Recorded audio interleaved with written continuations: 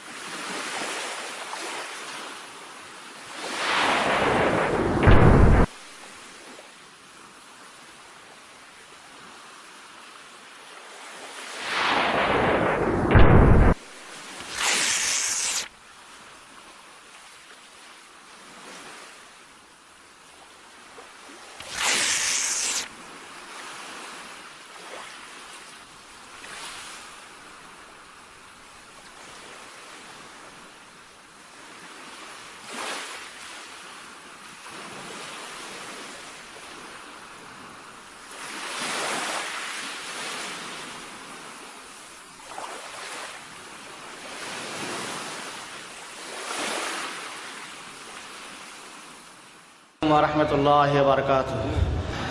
এখন আপনাদের সামনে আলোচনা করবেন আজকের এই অনুষ্ঠানের প্রধান বক্তা, বহু গ্রন্থ প্রণেতা এবং বহু গ্রন্থের সম্পাদনা করেছেন। আপনারা তার নাম বিভিন্ন বইয়ে দেখতে পাবেন। শায়েখ আজমাল হুসাইন বিন আব্দুল নূর মাদানী, তিনি সানায়া জাদিদা ইসলামিক সেন্টারে দায়ী হিসাবে কর্মরত আছেন রিয়াদে। তিনি এখন আপনাদের সামনে অত্যন্ত গুরুত্বপূর্ণ একটা টপিক্সের উপরে আলোচনা করবেন। টপিক্সটা হলো আহমিয়াতুদ দাওয়া, দাওয়াতের গুরুত্ব কি, এরপরে তিনি আলোচনা করবেন। আমি শেখকে তার গুরুত্বপূর্ণ আলোচনা করার জন্য আহ্বান জানাচ্ছি। إن الحمد لله نحمده ونستعينه ونستغفره ونؤمن به ونتوكل عليه ونعوذ بالله من شرور أنفسنا ومن سيئات أعمالنا من يهد الله فلا مضل له ومن يضلل فلا هادي له وأشهد أن لا إله إلا الله وحده لا شريك له وأشهد أن محمدا عبده ورسوله أما بعد فأعوذ بالله من الشيطان الرجيم ولتكن منكم أمة يدعون إلى الخير ويأمرون بالمعروف وينهون عن المنكر وأولئك هم المفلحون। মহান রব্বুল আলামিনের জন্য সর্বপ্রকার তারিফ এবং প্রশংসা ও শুকরিয়া যে আল্লাহ পাক আমাদেরকে মুসলমান করেছেন, ঈমানদার বানিয়েছেন এবং মাহে রমজানের মতো এত বড় একটি মাসের আজকের এই 17 রমজানের অবসান অথবা পরিসমাপ্তি ঘটিয়ে মহান রব্বুল আলামিন তার পরবর্তী রাত্রে আজকে আল খুবার ইসলামিক সেন্টার কর্তৃক আয়োজিত এই মহতি মাহফিলে আমাদেরকে এই ইফতার ক্যাম্পে জমায়েত হওয়ার এবং দ্বীনি আলোচনা করার ও শোনার সুযোগ করে দিয়েছেন, তৌফিক দান করেছেন। যেই মহান মনিব, যেই মহান আল্লাহ ও মাবুদ আমাদেরকে এত নিয়ামত দান করলেন, আমরা তার উদ্দেশ্যে মনের মণিকুঠা থেকে, হৃদয়ের গহীন বন থেকে, অন্তরের অন্তঃস্থল থেকে ভালোবাসা জড়িয়ে বলি আলহামদুলিল্লাহ। আপনি হামদ করতে পারেন, মাদাহ করতে পারেন, সানা করতে পারেন, মজদ বলতে পারেন, তথা তামজিদ, তাযীম, ইজলাল এবং মাদাহ যাকে বলে সব করতে পারেন সবার জন্যে। কিন্তু হামদ যেটা, সেটা প্রকৃত অর্থে কেবলমাত্র হবে মহান রব্বুল আলামিনের জন্যে। আর সেটা এই কারণেই যে প্রকৃত অর্থে এই হামদ হতে গেলে যেই জিনিসের দরকার, নিয়ামত, অনুগ্রহ, অনুকম্পা, সেটার মালিক হলেন সব কিছুর মালিক, সার্বিকভাবে সর্বাঙ্গীনভাবে মহান রব্বুল আলামিন।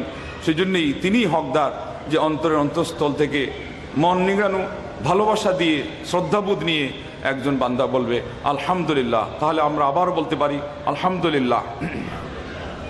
আওয়াজ তো খুব জোরে হলো না। আলহামদুলিল্লাহ। যদি মহব্বত থাকে, আল্লাহ রাব্বুল আলামিনের ভালোবাসা যদি অন্তরে থাকে, তাহলে তো আরেকজনের আর কিছু বলতেই হয় না। এই শব্দটা শোনার সাথে সাথে, আল্লাহর প্রসঙ্গ আসার সাথে সাথে আপনার মনের মণিপুরা থেকে, অন্তরের অন্তঃস্থল থেকে সব ভালোবাসা এবং শ্রদ্ধা এগুলোর উচ্ছ্বাস নিয়ে আপনার নিজের থেকেই আলহামদুলিল্লাহ বেরিয়ে আসার কথা। যাই হোক, হতে পারে আমাদের অভ্যাস নেই, কিন্তু বাংলাদেশের মাটিতে বক্তা সাহেবানরা যখন অভ্যাস করেন তখন আমরা কিন্তু তার চেয়ে আরও বেশি চিল্লিয়ে চেঁচিয়েও আবার আলহামদুলিল্লাহ বলি। এর অর্থ এই না যে আমরা সব জিনিসই ভুলে যাব। যেটা ভালো আছে সেটা আমরা এখানেও মনে রাখবো, আর যেটা খারাপ আছে সেটা আমরা সব জায়গাতেই ভুলে থাকবো, পরিত্যাগ করব। সবাই একমত আছেন তো? আল্লাহ যেন আমাদেরকে তৌফিক দান করেন। আজকে যে বিষয় হচ্ছে দাওয়াত বা দাওয়াতের গুরুত্ব, তার সাথে আসবে দাওয়াতের পথ ও পদ্ধতি। কেউ মনে করতে পারেন এটা আমাদের কোনো ব্যাপার না, এটা হয়তো আলেমদের ব্যাপার, এটা বিশেষ কোনো শ্রেণীর মানুষের দায়িত্ব, যেমন নবী রাসূলগণ এসেছিলেন দাওয়াত দেওয়ার জন্যে। এখন হয়তো আমাদের সমাজের কেউ তাদের সাথে অলি আউলিয়াদেরকেও জড়ান যে তারা দাওয়াতের জন্য ছিলেন, এটা আমাদের কোনো ব্যাপার না। অথচ দাওয়াত এটা হলো ইসলামের একটি গুরুত্বপূর্ণ কাজ, আর ইসলামের প্রতিটি গুরুত্বপূর্ণ কাজ কিন্তু এবাদত। বলেন আল্লাহু আকবার। যদি এবাদত হয় তাহলে পরে এবাদতের জন্য আল্লাহ পাক সকল শ্রেণীর, শুধু মানুষকেই নয় জিনদেরকেও সৃষ্টি করেছেন। অতএব এই দায়িত্বে আমরাও শামিল আছি। বলেন আলহামদুলিল্লাহ। কেননা সূরা যারিয়াতের 56 নম্বর আয়াতে মহান রব্বুল আলামিন কি বলেছেন? ওমা খালাকতুল জিন্না ওয়াল ইনসা ইল্লা লিয়াবুদুন। আমি দানব এবং মানব সবাইকে সৃষ্টি করেছি শুধুমাত্র, বরং শুধুমাত্র, খালি এটা বলেন নাই যে ইবাদতের জন্যে, শুধু।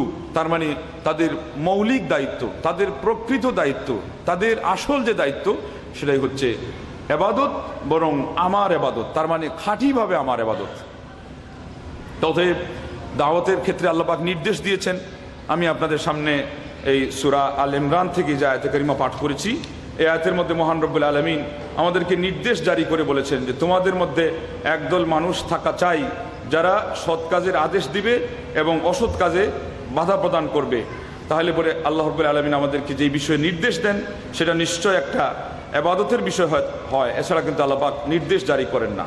অতএব আমরা বুঝতে পারলাম যে এটা হলো ইবাদত, এবং এই ইবাদতটা এর মধ্যে আমরা শামিল প্রত্যেকেই।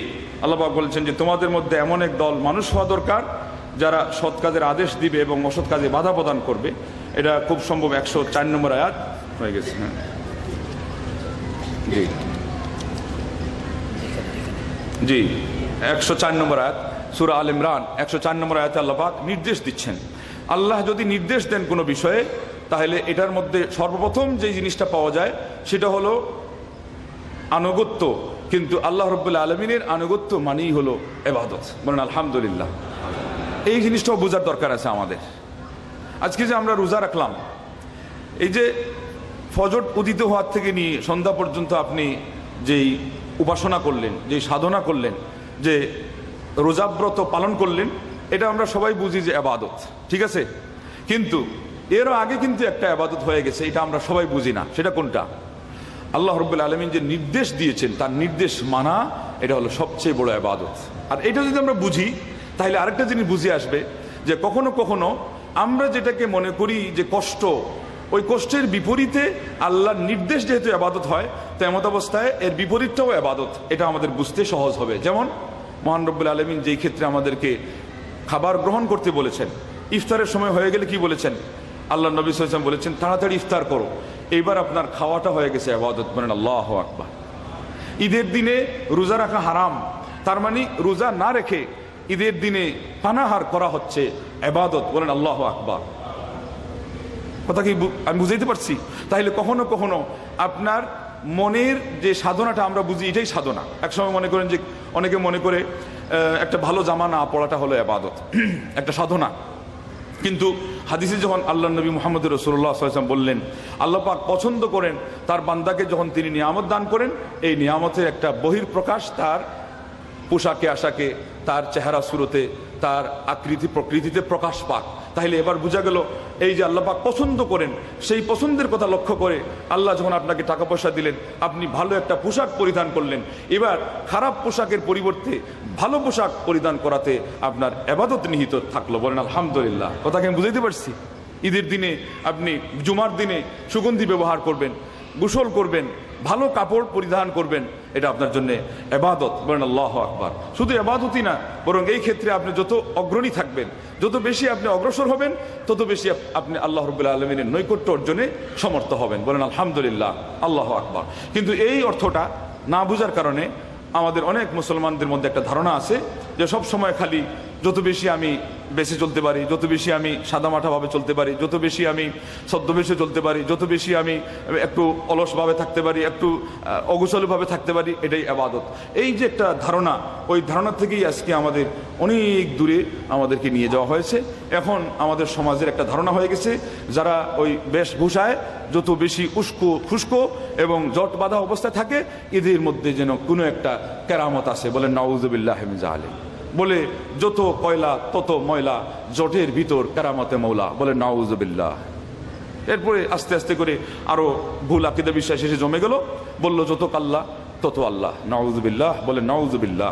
তাহলে ইসলামের নির্দেশ মানতে গিয়ে আপনি ইসলাম যেদিকে চলতে বলবে, যেভাবে যে প্লট অবলম্বন করতে বলবে, ওইটা অবলম্বন করার নামই হচ্ছে ইবাদত।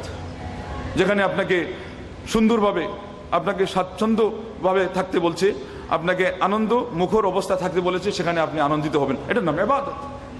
কেউ কেউ আজকে মনে করেন যে আমি একটু মুস্কিও হাসবো না, যেমন এক শ্রেণীর মানুষ মনে করেন মুস্কি হাসাটাও আমার জন্য মনে হয় বিপদ।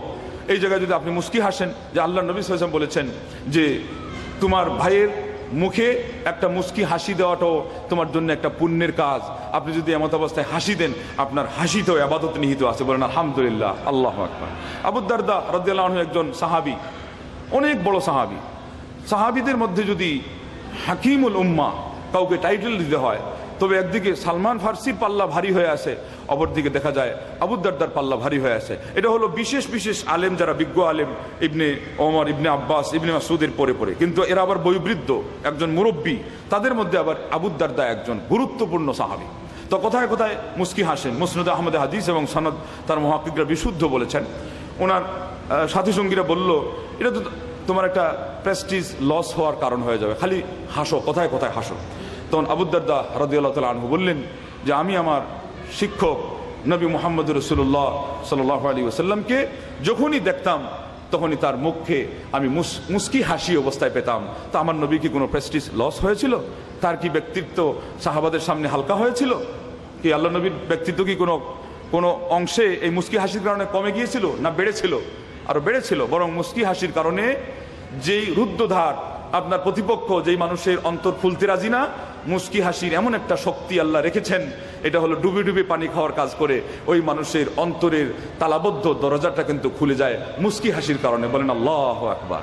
তাহলে ইসলাম এমন একটি ধর্ম যার মধ্যে মনোবিজ্ঞানের গুরুত্বপূর্ণ তথ্য আছে, যার মধ্যে আপনার যত জটিল এবং কঠিন সমস্যা, মানুষের মানসিক রোগ সহ মানুষের সাথে চলাফেরা, উঠা বসায় যে সমস্ত বাধা প্রতিবন্ধকতা আছে, এগুলোর সকল জড়তাকে খুলে দেয়, পরিষ্কার করে দেয়, এমন সুখ্যাতিপূর্ণ ব্যবস্থাপনা আল্লাহ রাব্বুল আলামিন আমাদের ইসলাম ধর্মে রেখেছেন। এবং সেই জিনিসগুলো সবচেয়ে বেশি প্রয়োজন হয় যখন আপনি ইসলামকে নিয়ে মানুষের সামনে উপস্থাপন করতে যান। কোথায় কোথায় এসে যায়, একজন পাউডার বিক্রেতা মানুষ, বিশেষ করে যারা ওই রিকগনাইজড না, যাদের কোনো লাইসেন্স নেই, সে যদি ফুটপাতে পাউডার বিক্রি করতে যায়, দাঁত পরিষ্কার করার পাউডার, তাহলে কিন্তু তাকে ওই পাউডার দিয়ে না হলেও যে কোনোভাবে দাঁতটাকে খুব ঝকঝকে সাদা করে ওখানে গিয়ে দাঁড়াতে হয়। ওটা কি বাস্তব না অবাস্তব? এবং তারা ওইটাই করে, কেননা তার দাঁত যদি পরিষ্কার না থাকে, তাহলে লোকজনকে সে আস্থা দিতে পারবে না যে আসলে এই পাউডারে শক্তি আছে কিনা। যার ফলে তাকে অন্য কোনো ম্যাটেরিয়ালস দিয়ে হলেও তার দাঁতগুলোকে অত্যন্ত ঝকঝকে সাদা করে মানুষের সামনে উপস্থাপিত হতে হয়, যাতে করে ওরা একটু আস্থা পায় যে না, এই পাউডারেই যেহেতু বেচারার দাঁতটা পরিষ্কার হয়েছে, যদিও বা এটাতে হয় নাই, সাধারণত এটাতেই হয় না, তখন তারা এই পাউডারটা কিনে একটা উৎসাহ পায়। কথা বাস্তব না অবাস্তব? সেই জন্যে দায়ী ব্যক্তি যিনি হবেন, যিনি ইসলামের প্রতিনিধিত্ব করবেন, রিপ্রেজেন্টেটিভ হবেন প্রিয় নবী মুহাম্মদ রাসূলুল্লাহ সাল্লাল্লাহু আলাইহি ওয়াসাল্লামের, তার চরিত্রে, তার আচার আচরণে, তার বেশভূষায়, তার কার্যকলাপে, তার ওঠা বসায়, তার অধ্যাবসায়, তার প্রচারণায়, তার উপস্থাপনায়, তার লিখনীতে, তার বক্তৃতায়, তার চিন্তায়, তার প্ল্যান প্রোগ্রামে এই ধরনের একটা চমক, একটা ঝলক, একটা সৌন্দর্য, একটা মানুষকে অভিভূতকারী একটা সম্মোহনী শক্তি অবশ্যই থাকতে হবে। বিশেষ করে আমলের একটা শক্তি, ঈমানের একটা গভীরতা, তাকওয়ার একটা পরিব্যাপ্তি, যার পাওয়ারে মহান রব্বুল আলামিন তার কাজের মধ্যে বরকত দান করবেন এবং অন্যান্য বান্দাদের অন্তর পর্যন্ত সেই কথার একটা প্রভাব আল্লাহ রব্বুল আলামিন পৌঁছে দেন। আল্লাহ যেন সেটাই করেন, আমাদেরকে আল্লাহ এই মহৎ কাজের জন্য কবুল করে নেন, বলুন আল্লাহুম্মা আমিন। যে কথাটি অন্তর থেকে বের হয়, जो बात दिल से निकलती है असर रखती है, উর্দুতে একটি কথা আছে, যেই কথাটি অন্তর থেকে বের হয় সেই কথাটি একটা প্রভাব অবশ্যই রাখে। তো সেই জন্য আলোচককেও অবশ্যই সার্বিকভাবে সর্বাঙ্গীন প্রস্তুতি নিয়েই কথা বলতে হবে, এবং যেই প্রস্তুতির প্রয়োজন সবচেয়ে বেশি সেটা হলো তার ইলমি ভ্যালু এবং ফাউন্ডেশন, এটা তার অত্যন্ত শক্তিশালী থাকতে হবে।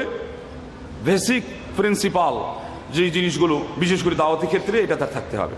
আজকে আমাদের ফিকহে কাওয়াইদ আমরা পড়ি, উসুল পড়ি, তাফসিরে পড়ি, হাদিসে পড়ি, দাওয়াতে আমরা খুব কম পড়ি, কেননা পাই কম।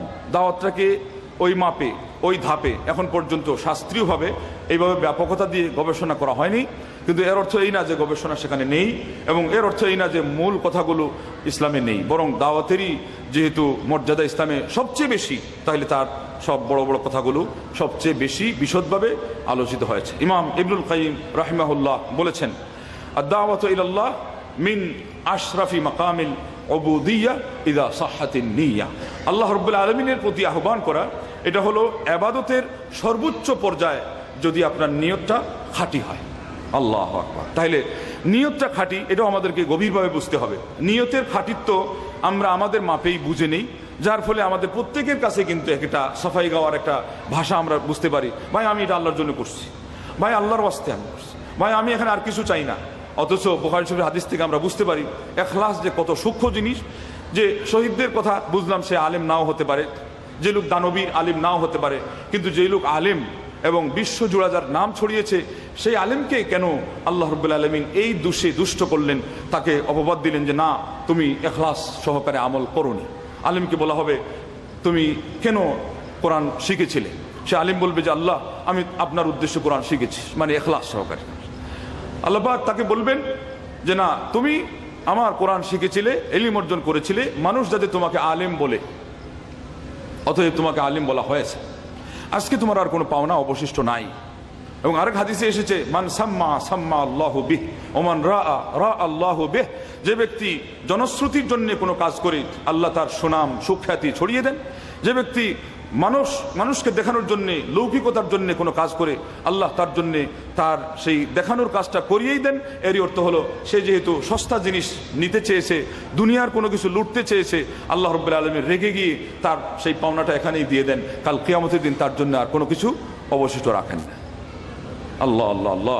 তাহলে ইখলাসের জন্য আমরা বুঝতে পারলাম যে এটা শুধু আমাদের মাপ মতো দেখলে হবে না। সহজ কথা হলো, এই ইবাদত নামে যত কাজ হবে সেই কাজের এবং আল্লাহ রাব্বুল আলামিনের সন্তুষ্টির মাঝখানে সরিষার কণা পরিমাণ কোনো জিনিস যাতে এখানে এসে না দাঁড়ায়, এটা নামে ইখলাস। সোজা কথা,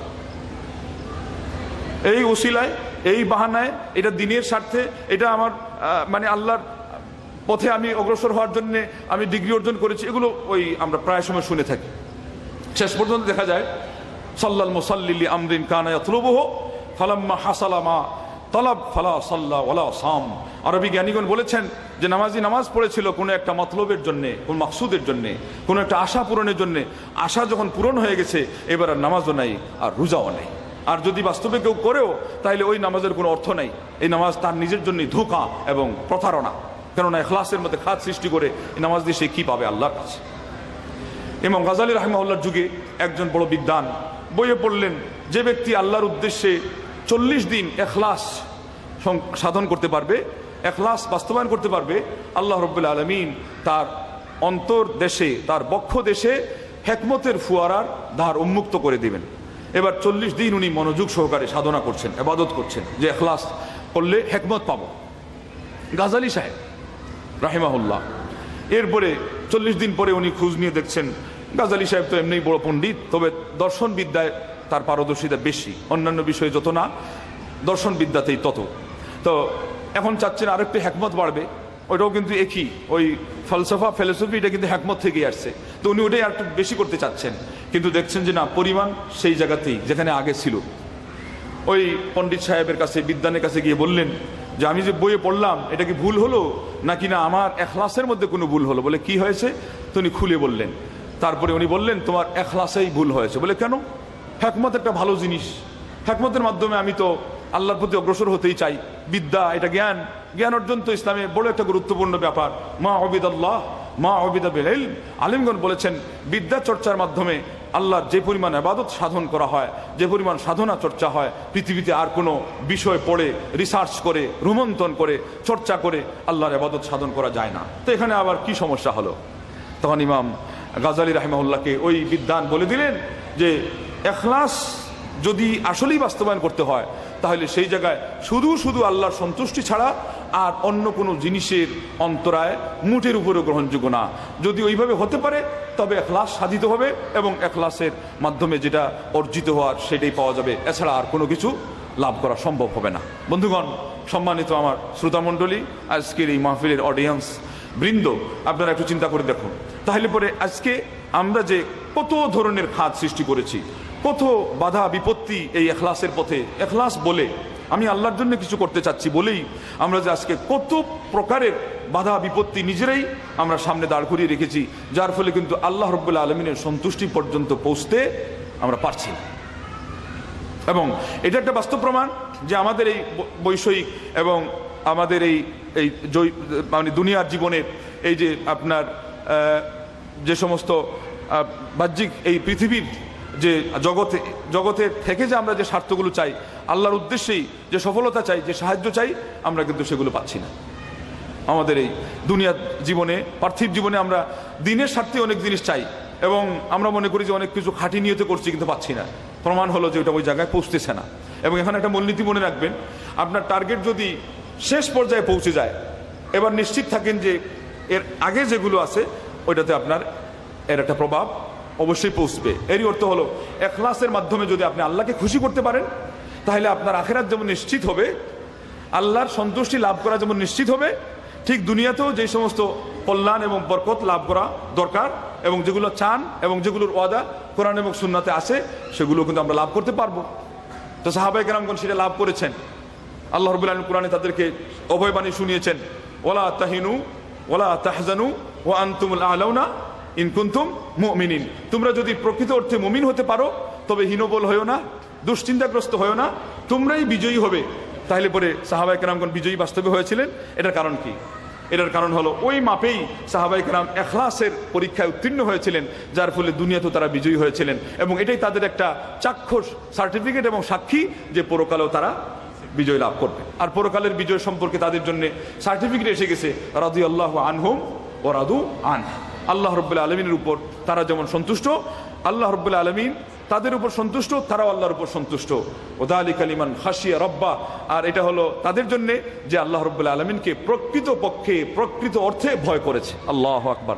ইখলাস শব্দের মধ্যে ভয়ও আছে, ইখলাস শব্দের মধ্যে ভালোবাসাও আছে, ইখলাস শব্দের মধ্যে আশা ও ভরসা আছে, যেটা হলো আন্তরিক ইবাদতের তিনটা রুকুন এবং তিনটা ভিত্তি।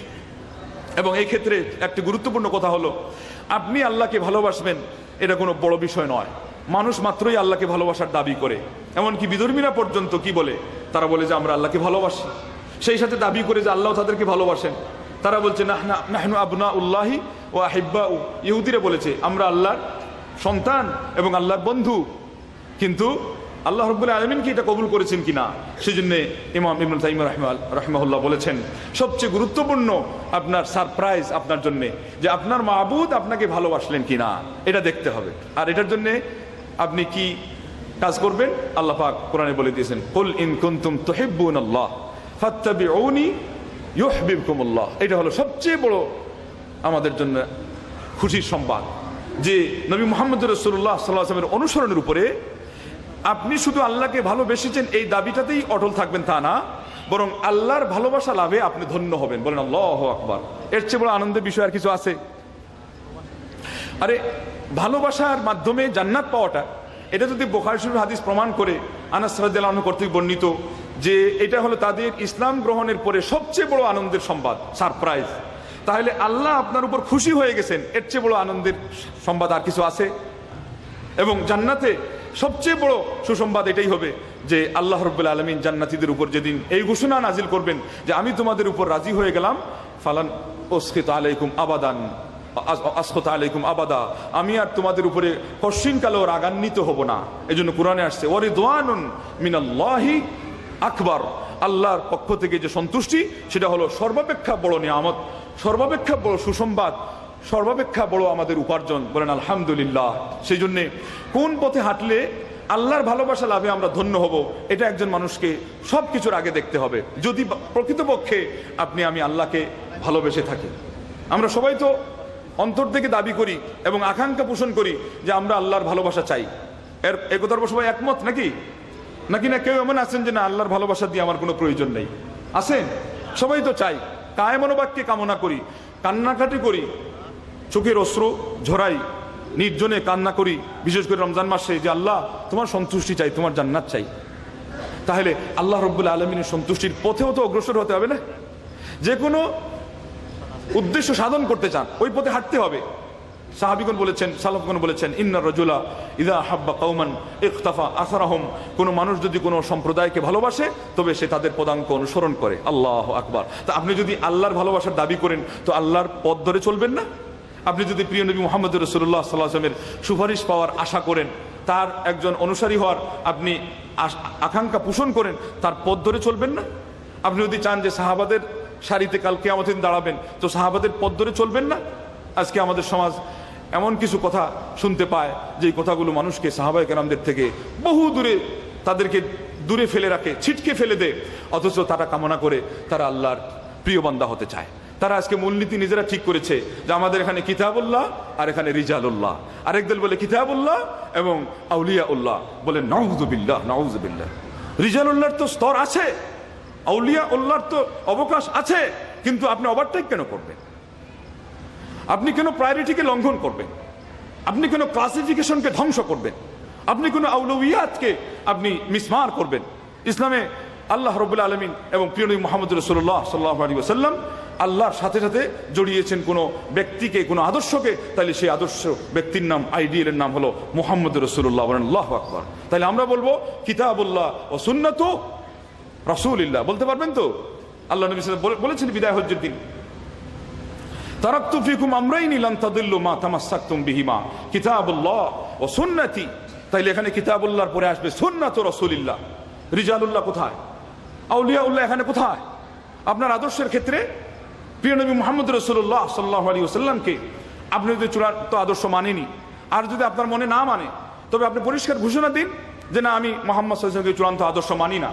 আপনি বলবেন এক কথা আর করবেন আরেক কাজ, এইভাবে উম্মতে মুসলিমাকে ধোঁকা দিবেন, এটা তো হয় না। আপনি ওই দুই দাঁত এর মধ্যে দুইটা সাইনবোর্ড লটকাবেন আর বলবেন যে আমি আল্লাহর ভালোবাসায় বিগলিত, আমি প্রিয় নবী সাল্লাল্লাহু আলাইহি ওয়াসাল্লামের শ্রদ্ধায় একেবারে নিজেকে শেষ করে দিচ্ছি, অথচ আপনি ওদিকে নবীর দুশমনী করবেন। কেননা ইন্নার রাজুলা ইযা হাব্বা কওমান ইকতাফা আসারাহুম, মূলনীতি আমাদের সামনে পরিষ্কার। আপনি যদি কাউকে ভালোবাসেন তবে সবার ঊর্ধ্বে তার আদর্শকে আপনি প্রায়োরিটি দিবেন। এবং এমন এক মানুষ, যেই মানুষের আদর্শের সামনে কোনো নবীর আদর্শ ধুপে টিকে না, আর আপনি সেখানে মানুষের মন গড়া আদর্শ এনে তার আদর্শকে জলাঞ্জলি দিয়ে গুড়েবালি করে দিয়ে সাধারণ মানুষকে বলবেন যে না, আমি নবীর ভালোবাসা, নবীর মহব্বত আমি চরিতার্থ করছি এবং আপনাদেরকে নবীর মহব্বত শিখাচ্ছি। এই ধরনের কথার মধ্যে কি কোনো একটা গোমর আছে, কোনো একটা খাদ আছে, এটা আপনারা ধরতে পারেন না? সেই জন্যে ধরতে যদি না পারেন তাহলে মনে করতে হবে যে আমাদের সাধনার দৌড় আর অনেক লম্বা, দূর পাল্লার এই লং জাম্প, এবং এই দৌড়ে আপনাকে প্রতিযোগিতায় অংশ নিতে হবে। আগে এই সমস্ত খাতগুলো, ভুলগুলো ধরার জন্যে এবং ইসলামের সঠিক যে বক্তব্য, ইসলামের সঠিক যে চিত্র, সেটাকে আপনার উদ্ধার করার জন্য এবং সুস্পষ্টভাবে সেটাকে জানার জন্য। তো আল্লাহ রাব্বুল আলামিন আমাদেরকে যেই দ্বীন ইসলাম দান করেছেন, এই দ্বীন ইসলাম অত্যন্ত পরিষ্কার। বিশেষ করে আজকে যে আমি দাওয়াতের কথা বলছি, এই দাওয়াতের মধ্যে সর্বপ্রথম আপনাকে আমাকে যেই জিনিসের প্রতি লক্ষ্য রাখতে হবে সেটা হলো এই দাওয়াতের পরিচয় কি, দাওয়াতের সংজ্ঞা। অনেকেই অনেক কথা বলেছেন, যার সারসংক্ষেপ হচ্ছে যে মানুষের মাঝে, আল্লাহর বান্দাদের মাঝে আল্লাহর যত নির্দেশ আছে, যত নিষিদ্ধ কাজ আছে, এবং আল্লাহ রাব্বুল আলামিন যেই জিনিসগুলো চান, যেই পদ্ধতিতে এবং যেই নিয়মে মানুষের জন্য উপযুক্ত যেই আপনার পরিস্থিতি, ওইটাকে অবলম্বন করে তাদের পর্যন্ত সেই দায়িত্ব আঞ্জাম দেওয়া, পৌঁছে দেওয়া, এটারই নাম হচ্ছে দাওয়াত। এর মধ্যে প্রধানত যে জিনিস সন্নিবেশিত হয়েছে সেটা হলো আল্লাহ রাব্বুল আলামিনের নির্দেশিত কাজ এবং নিষিদ্ধ কাজগুলো মানুষের ধারে ধারে, মানুষের কানে কানে পৌঁছিয়ে দেওয়া উপযুক্ত পন্থায়। আল্লাহু আকবার। কারণ আল্লাহ রাব্বুল আলামিন আমাদেরকে এক জায়গায় বলেছেন যে কুল হাদিহি সাবিলি আদউ ইলাল্লাহি আলা বাসীরাতিন আনা ওয়া মান ইত্তাবাআনি। আবার অপর জায়গায় আল্লাহ পাক বলেছেন উদউ ইলা সাবিলি রাব্বিকা বিল হিকমাতি ওয়াল মাউইযাতিল হাসানাতি ওয়াজাদিলহুম বিল্লাতি হিয়া আহসান। তো প্রথম যে আয়াত সেটা হলো সূরা ইউসুফের 108 নম্বরে আল্লাহ রাব্বুল আমাদেরকে এই কথা নির্দেশ দিয়েছেন। দ্বিতীয় যে আয়াত সেটা হলো সূরা বাকারার 269 নম্বর আয়াত। তবে বাসীরা শব্দ যদি আমরা চিন্তা করি তাহলে সেখান থেকে আমরা বুঝতে পারি যে একজন মানুষকে দাওয়াত দিতে গেলে সজ্ঞানে দাওয়াত দিতে হবে। তার আগে বিবেক বুদ্ধি সম্বলিত জ্ঞান, এমনকি চাক্ষুষ জ্ঞান, বাস্তবসম্মত জ্ঞান এবং দলিল ভিত্তিক জ্ঞান, এটা তার থাকতে হবে। যেটা দলিল ভিত্তিক হবে মনে রাখবেন এটাই বাস্তবসম্মত, যেটা দলিল ভিত্তিক হবে ওই জিনিসটাই বাস্তবসম্মত হবে। কেননা ইসলামের দৃষ্টিতে আমরা মনে করি যেখানে কোরআন আছে, যেখানে নবী সাল্লাল্লাহু আলাইহি ওয়াসাল্লামের আদর্শ আছে, সেটা হলো আমাদের চোখে দেখা বাস্তব এর চেয়েও আরো বেশি বাস্তব। কেননা আমরা আমাদের ঈমান, আমাদের আস্থা, আমাদের সকল বিশ্বাস সবকিছু ন্যস্ত করেছি কার উপরে? আল্লাহর উপরে এবং প্রিয় নবী মুহাম্মদ রাসূলুল্লাহ সাল্লাল্লাহু আলাইহি ওয়াসাল্লামের উপরে। কেউ যদি কাউকে ভালোবাসে তাহলে ওই মানুষটার মধ্যে যতই ভুল ত্রুটি থাক, সে এক পর্যায়ে ওই লোকের ভুলটাকেও শুদ্ধ মনে করে। আর আমরা এমন এক আদর্শকে আদর্শ মেনেছি যার মধ্যে ভুলের কোনো লেশ নাই, কোনো অবকাশ নেই। বলেন আল্লাহু আকবার। যেমন আদর্শ হিসাবে প্রিয় নবী সাল্লাল্লাহু আলাইহি ওয়াসাল্লাম, তার আদর্শে কোনো ভুল নেই। আর মাহবুদ হিসাবে আল্লাহ, এই মাহবুদ হওয়ার মধ্যে কোনো খাদ নাই, কোনো খুঁত নাই, নাকি আছে? কিন্তু বৈষ্ণব কবি চণ্ডীদাস যদি বলে থাকেন, শুনো হে মানব ভাই, সবার উপরে মানুষ সত্য, তার উপরে নাই, আমরা সেই কথাতে কান দেই না। যদিও বা আমাদের সমাজে বহু জ্ঞানীজন গুণীজন আজকে এই কথাগুলোই তারা আওড়াতে থাকেন। শুনো হে মানব ভাই, সবার উপরে মানুষ সত্য, তার উপরে নাই। বৈষ্ণব কবি একটা হিন্দু ধর্মের একটা অংশের বিশ্বাসী, তাদের সেই বিশ্বাস থেকে এসেছে মানুষই সবকিছু। খোদা খোঁজো, খোদা ভুজো, মানুষ তৈয়া খোদা খোঁজো, মানুষ তুমি দেখো নিত্য, মানুষই খোদা, মানুষই সত্য। বলেন নাউযু বিল্লাহি মিন যালিক। অমন গুরু বুঝো না, গুরু বিনে মুক্তি পাবা না, গুরু নামে আসে সুদা, যিনি গুরু তিনিই খুদা। অমন গুরু বুঝো না, গুরু বিনে মুক্তি পাবা না। বলেন নাউযু বিল্লাহ। তাহলে এগুলো একটা দর্শন, কিন্তু ইসলামে যালিকা বিআন্নাল্লাহা হুয়াল হক ওয়া আন্না মা ইয়াদউনা মিন দুনিহি হুয়াল বাতিল। চিরসত্য হলেন যিনি স্রষ্টা, যিনি সারা পৃথিবীকে সৃষ্টি করেছেন, যিনি এই পৃথিবীর এত সুন্দর সব আকৃতি প্রকৃতিকে রূপ দিয়েছেন, যিনি সবকিছুর উপকার, সেই আল্লাহ রাব্বুল আলামিন হলেন চিরসত্য। আর চিরসত্য ধর্ম হিসাবে হলো দ্বীন-ই ইসলাম, আর চিরসত্য আদর্শ হিসাবে হলেন চূড়ান্ত পর্যায়ের চিরসত্য নবী মুহাম্মদুর রাসূলুল্লাহ। বলেন সাল্লাল্লাহু আলাইহি ওয়াসাল্লাম। বন্ধুগণ, সেই জন্য আমাদেরকে মনে রাখতে হবে দাওয়াতের সংজ্ঞার সাথে সাথে দাওয়াতের প্রথম যে কথাটা, দাওয়াতের প্রথম কলি, সেটা কি? সেটা হলো স্রষ্টার পরিচয়। ইমাম ইবনুল কাইয়িম রাহিমাহুল্লাহ বলেছেন, সকল নবী ও রাসূলগণ, অলমোস্ট 1.25 লক্ষ নবী ও রাসূল এই পৃথিবীতে আল্লাহ রাব্বুল আলামিন তাদেরকে প্রেরণ করেছিলেন। তাদের প্রত্যেকের দাওয়াতের বিষয়বস্তুগুলো 3টি জিনিসের মধ্যে নিবদ্ধিত। বলেন আল্লাহু আকবার। 3টি জিনিসে সীমাবদ্ধ। প্রথমটা হলো সৃষ্টিকে স্রষ্টার সাথে পরিচয় করিয়ে দেওয়া। এই কথার মধ্যে কোনো সন্দেহ আছে? সকল নবীরা এসে কি বলেছেন? ইয়া কওমি ইবুদুল্লাহ মা লাকুম মিন ইলাহিন গায়রু। এখানে কিন্তু কথা বলা হচ্ছে ইবাদতের, কিন্তু ইমাম ইবনুল কাইয়িম রাহিমাহুল্লাহ মাসআলা বের করেছেন পরিচয়ের। কেননা ইবাদত করার আগে পরিচয় লাগবে। আপনি একজন ভালো মানুষের সাথে বন্ধুত্ব করবেন, একটা ভালো মানুষের সাথে পার্টনারশিপই করবেন, একটা ভালো ফ্যামিলিতে আত্মীয়তা করবেন, আগে পরিচয় নেন না? বায়োডাটা, বায়োগ্রাফি সংগ্রহ করেন না? আপনি সারা পৃথিবীর সর্বাপেক্ষা চূড়ান্ত পর্যায়ের সম্বন্ধ এবং সম্পর্ক, আবদ এবং মাহবুদের মাঝখানে যে ইবাদতের সম্বন্ধ, এটা জড়াবেন, মাহবুদের পরিচয় জানবেন না? কি ভাই, জানা দরকার আছে। এই জন্যে আল্লাহ রাব্বুল আলামিনের পরিচয়, মহান রব্বুল আলামিন, তার বৈশিষ্ট্য কি, তিনি কি কাজ করেন, কিভাবে করেন, আল্লাহু আকবার। এই জন্যেই আহদে আলাস্তু, চিনেন তো আহদে আলাস্তু? ওই যে আলমে আরওয়াহে আল্লাহ রাব্বুল আলামিন আদম আলাইহিস সালামের পিঠ থেকে আমাদেরকে ওই কম্পিউটারের সফটওয়্যার আজকে যে তৈরি হয়েছে, এটা কিন্তু ওই চিন্তা থেকে, থট থেকে, যে কিভাবে আল্লাহ পাক বাবা আদমের পিঠ থেকে সকল মানুষকে পিপিলিকার আকৃতিতে আলমে আরওয়াহে বের করে তিনি সবাইকে প্রশ্ন করেছিলেন এক বাক্যে, আলাস্তু বিরব্বিকুম, আমি কি তোমাদের প্রতিপালক নই? আমরা সবাই বলেছিলাম বালা, অবশ্যই আপনি আমাদের প্রতিপালক বলেছিলাম। ঠিক আছে, এখন হয়তো মনে নাই, কিন্তু আমরা কিন্তু সবাই বলেছিলাম।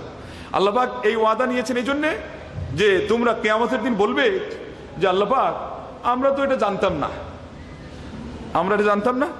অথবা বলতে পারে যে আমাদের পিতামাতাদেরকে দেখেছি তারা এই ওয়াদার উপরে তারা নাই, তারা তোমার সাথে শিরিক করেছে, এই জন্য আমরাও শিরিক করেছি। আল্লাহ পাক এই জন্যে অগ্রিম আমাদের সবার কাছ থেকে এই অঙ্গীকার নিয়েছিলেন। তো সেই জন্যে দাঈ ইলাল্লাহ যিনি হবেন, নবী থেকে নিয়ে তার প্রতিনিধি যারা, প্রত্যেকের প্রথম এবং প্রধান দায়িত্ব হলো আল্লাহ রাব্বুল আলামিনের পরিচয় তুলে ধরা। বলেন আল্লাহু আকবার। আর দ্বিতীয় কাজ হলো কোন পথ ধরলে ঠিকানা কি হবে। জান্নাতের পথ ধরলে ঠিকানা জান্নাত, জাহান্নামের পথ ধরলে ঠিকানা জাহান্নাম।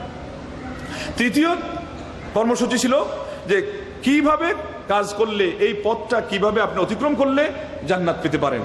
আল্লাহু আকবার। এটার নাম হলো তরিকা, ওটা হলো মারিফা, এটা হলো তরিকা, ওটা হলো নাতিজা। তাইলে আমরা দেখতে পাচ্ছি অলমোস্ট 100 লক্ষ নবীদের যে কাজগুলো, এটাকে যদি আপনি এইভাবে গদ বেঁধে সাজান, তাহলে মারিফা, তরিকা এবং নাতিজা। যে সমস্ত ভাইরা মারিফত, তরিকত, শরীয়ত, তরিকত, হাকিকত, মারিফত পড়েছেন, আপনারা একটু এখন মিলাই নেন অঙ্কটা। কি মিলানোর সময় আসছে না? নাই। ইলমুল ইয়াকিন, হাক্কুল আইনুল ইয়াকিন, হাক্কুল ইয়াকিন, এগুলো দিয়ে আমাদেরকে কি শিক্ষা দেওয়া হয়? আর ইসলামে মূলত আসলে আছে কি? ইসলামে আছে কি? মারিফা সর্বপ্রথম হলো মারিফা। আল্লাহ রাব্বুল আলামিনকে আপনি চিনবেন, এবং এই চিনার জন্য আল্লাহ পাক কোরআনে কত আয়াত নাজিল করেছেন। সূরা গাফির, এটাকে আমাদের দেশীয় কোরআনে মুমিন লেখা হয়। এই সূরা গাফিরের আল্লাহ রাব্বুল আলামিন আমাদেরকে তার পরিচয়ের কথা তুলে ধরেছেন। তার 64 নম্বর আয়াত, আল্লাহুল্লাযী জাআলাল আরদা কারারা ওয়াস সামাআ বিনাআ ওয়া সাওওয়ারাকুম ফাআহসানা সুওয়ারাকুম ওয়া রাযাকাকুম মিনাত তাইয়্যিবাত যালিকুমুল্লাহু রাব্বুকুম ফাতাবারাকাল্লাহু রাব্বুল আলামিন। কয়বার শব্দ শুনছেন খালি রব রব? ওই যে আলাস্তু বি রব্বিকুম, আল্লাহ রাব্বুল আলামিন আপনাদের রবের কথা স্মরণ করিয়ে দিচ্ছেন। এবং নামাজে যখন আমরা আল্লাহু আকবার বলে দাঁড়াই, তখন আমরা সর্বপ্রথম যে আয়াতটা পড়ি, সে আয়াতে কি আসছে? আলহামদুলিল্লাহি রব্বিল আলামিন। সেই জন্যই আপনার যেই বিষয়ের উপর পরীক্ষা হয়, যেই বিষয়ের উপরে ক্লাস হয়, সেই বিষয়ের উপর প্রশ্নও হয়। সর্বপ্রথম আপনি যখন কবরে যাবেন, প্রথম প্রশ্ন কি? মান রব্বুকা, আল্লাহু আকবার। তাহলে নবীদের এবং নবীদের প্রকৃত অনুসারীদের প্রথম কাজ হলো রব সম্পর্কে পরিচয় করিয়ে দেওয়া। কেননা রবের পরিচয় মানুষ যখন জানবে, তখন সেই রবকে মাবুদ বলতে মানতে সে সমর্থ হবে। আল্লাহ সামর্থ্য লাভ করবে। কেননা যিনি রব হবেন, সবকিছুর স্রষ্টা, ইবাদত আর হকদার তো তিনিই হবেন, নাকি আর কোনো কিছু এখানে আছে? সবকিছুর হর্তাকর্তা হবেন আল্লাহ, আর পাওনা পাবেন আরেকজন। এটা কি হয়? এটা কিন্তু হিন্দু ধর্মে হয়। সেই জন্য 33 কোটি দেবতা তাদের ধর্মে আছে। ইসলামে কিন্তু 33 কোটি দূরের কথা, 33 ইঞ্চি, 33 আপনার মানে কি বলেন, যত বেশি আপনি কিঞ্চিত সুযোগ নাই, অবকাশ নাই, আংশিকভাবেও কোনো জিনিসের সুযোগ নাই। যদি সুযোগ গ্রহণ করেন, ওই আল্লাহ, ওই মাবুদ এত অভিমানী, সেই জায়গায় বলেন যে তারাকতুহু ওয়া শিরকাহু, তার 33 কোটি দেবতাকেও নিক্ষিপ্ত করলাম, তাকেও আমি ছেড়ে দিলাম, ফেলে দিলাম, আমি পরিত্যক্ত করলাম, পরিত্যাগ করলাম। ওই ইবাদতের কোনো দরকার নেই যে ইবাদতের মধ্যে মিশ্রণ আছে, যে ইবাদতের মধ্যে অংশীদারিত্ব আছে। কেননা তার লালনে পালনে, তাকে সবকিছু দেওয়াতে আমি একচ্ছত্র সবকিছুর মালিক, আর ইবাদতের ক্ষেত্রে সে আমাকে অন্যকে শরীক করবে, আমি আল্লাহ এই জিনিসটাকে মুটির তরেও গ্রহণ করি না। কথা পরিষ্কার। ওখান থেকেই বলা হয় তাওহীদ, একত্ববাদের বিশ্বাস। মানে এককভাবে আল্লাহ রাব্বুল আলামিনকে আপনি বিশ্বাস করবেন। ওই ব্রহ্ম, বিষ্ণু, মহেশ্বর সব মিলে একেশ্বর, ওইভাবে না। ওটা তৃতীয়বাদে চলে গেল। কি ভাই? ওটা তৃতীয়বাদে চলে গেল। ঠিক তদ্রূপ আপনার আত্মা, মহাত্মা, পরমাত্মা, ওইটারও এখানে সুযোগ নাই। আত্মাকে আপনি পরিষ্কার করবেন, করে আপনি বড় একজন কিছু হবেন, কিন্তু আপনি এরপরও গোলাম, গোলাম, গোলাম। এবং আপনার মনিব তিনি মাবুদ, মাবুদ, মাবুদ। এই কথার নামই হলো ইসলাম। কথা কি বুঝে আসছে? এবং ইসলামের প্রথম কথা, একটু সাধনা করবেন, আর না অনেকটুকুই করবেন, আর এরপরে বলবেন যে ওহো, আমার মধ্যে তো দেখতে পাচ্ছি স্রষ্টার কিছু গুণ এসে গেছে। তো গুণ এসে গেছে, তাতে কি হয়েছে? আপনি কি স্রষ্টা হয়ে যাবেন? ছেলের মধ্যে তো বাপের কিছু গুণ আসতেই পারে, কি ভাই? ওয়ারিস সূত্রে কয়েকটা জিনিস পাওয়া যায়, তার মধ্যে একটা হলো চরিত্র। ওরাসত সূত্রে, উত্তরাধিকার সূত্রে কিছু জিনিস পাওয়া যায়, তার মধ্যে একটা হলো চরিত্র, যেমন আরেকটা হলো ব্রেইন। এইভাবে আর একটা জিনিস আছে, তো চরিত্র। এখন ছেলের মধ্যে আপনি বাপের চরিত্র দেখে বলবেন যে এটাই বাপ? কোনোদিন দুনিয়ার কোনো নিয়ম এটা আছে? কিভাবে চাইলে আপনি সৃষ্টিকে স্রষ্টার সাথে মিলিয়ে দেন, বলেন নাউজুবিল্লাহ। এর চেয়ে বড় বিবেক বহির্গত, এর চেয়ে বড় বিবেকের দিক এবং এর চেয়ে বড় ন্যাক্কারজনক কাজ পৃথিবীর ইতিহাসে নাই। সেজন্যই শিরিক ইসলামে সবচেয়ে বেশি গৃহীত। স্রষ্টার সাথে সৃষ্টির যতই বৈশিষ্ট্য মিলুক, আপনি তার সাথে মিলাতে পারেন না। আল্লাহ রাব্বুল আলামিন কি বলেছেন? আল্লাহ রাব্বুল বলেছেন তাকাদুস সামাওয়াতু ইয়াতাফাত্তারনা মিনহু ওয়া তানশাক্কুল আরদু ওয়া তাখিরুল জিবালু হাদ্দা আন দাউ লিররহমানি ওয়ালাদা। আল্লাহর আসমান ভেঙ্গে ফেটে পড়ে যেতে চায়, নিক্ষিপ্ত হতে চায়, আর জমিন ফেটে চৌচির হতে চায়, শুধু এই জন্যে যে খ্রিস্টানরা যীশু খ্রিস্টকে আল্লাহর ছেলে বলে দাবি করেছে। কেন? আল্লাহ রাব্বুল আলামিন ছেলে হিসেবেও কোনো জিনিসকে গ্রহণ করতে রাজি না, সেই জায়গায় তার পার্টনার কেমনে আপনি গ্রহণ করেন? কেমনে আপনি নিজের থেকে বানান, উদ্ভাবন করেন? আল্লাহ আল্লাহ আল্লাহ, একটু দেখেন না, আল্লাহ নিদর্শন রেখেছেন। খালাকাস সামাওয়াতি বিগাইরি আমাদিন তারাউনাহা। আল্লাহু আকবার। আল্লাহ রাব্বুল আলামিন কোনো খুঁটি ছাড়া এই যে এত বিশাল সুবিশাল আসমানকে রেখেছেন। ওই আসমানের নিচে কত গ্যালাক্সি, কত ইউনিভার্স এবং কত গ্রহ নক্ষত্র রেখে দিয়েছেন। 75 থেকে 80 বছর পরে একটি গ্রহ বের হয়, তার নাম হ্যালি। এটা হলো আপনার, তার লেজ 18 মিলিয়ন লম্বা। ওই লেজ থেকে পৃথিবীকে একটা ধূলিকণার মতো দেখা যায়। আল্লাহু আকবার। আজ পর্যন্ত, এখন পর্যন্ত বৈজ্ঞানিক আবিষ্কারগুলো মহান রব্বুল আলমিনের বড়ত্বের কথা এই পরিমাণে আমাদেরকে অনুমান দিয়েই যাচ্ছে যে ওই আল্লাহ রব্বুল আলমিনের সাথে ভুলে কোনো ক্রমেই কোনো জিনিসের অংশীদারিত্বের দাবি করাটা মহা অন্যায়। কিভাবে আপনি অংশীদারিত্বের দাবি করেন যে আল্লাহর সাথে কোনো জিনিসই কোনো মানুষের মিল নেই? এই জন্য আল্লাহ এই জায়গাতে একটু পরে কি বলেছেন? হাদা খালকুল্লাহ ফাআরুনি মাযা খালাকাল্লাযীনা মিন দুনিহি। এটাই হলো আল্লাহর সৃষ্টি, তোমরা আমাকে দেখাও যে আমার সাথে তারা যাদেরকে শরীক করে ওরা কি সৃষ্টি করেছে। এই জন্য পৃথিবীর ইতিহাস সাক্ষী, যুগে যুগে যত মানুষ ফিরাউন ইলাহ দাবি করেছিল কি করেছিল না, এবং বলছিল যে আমি জানি না যে আর কোনো মাবুদ আছে কি নাই, সে কিন্তু এই কথা বলতে পারে না যে আমি খালিক। কেন? এখানে গেলে ধরা পড়ে যাবে, এই জায়গায় গেলে ধরা পড়ে যাবে।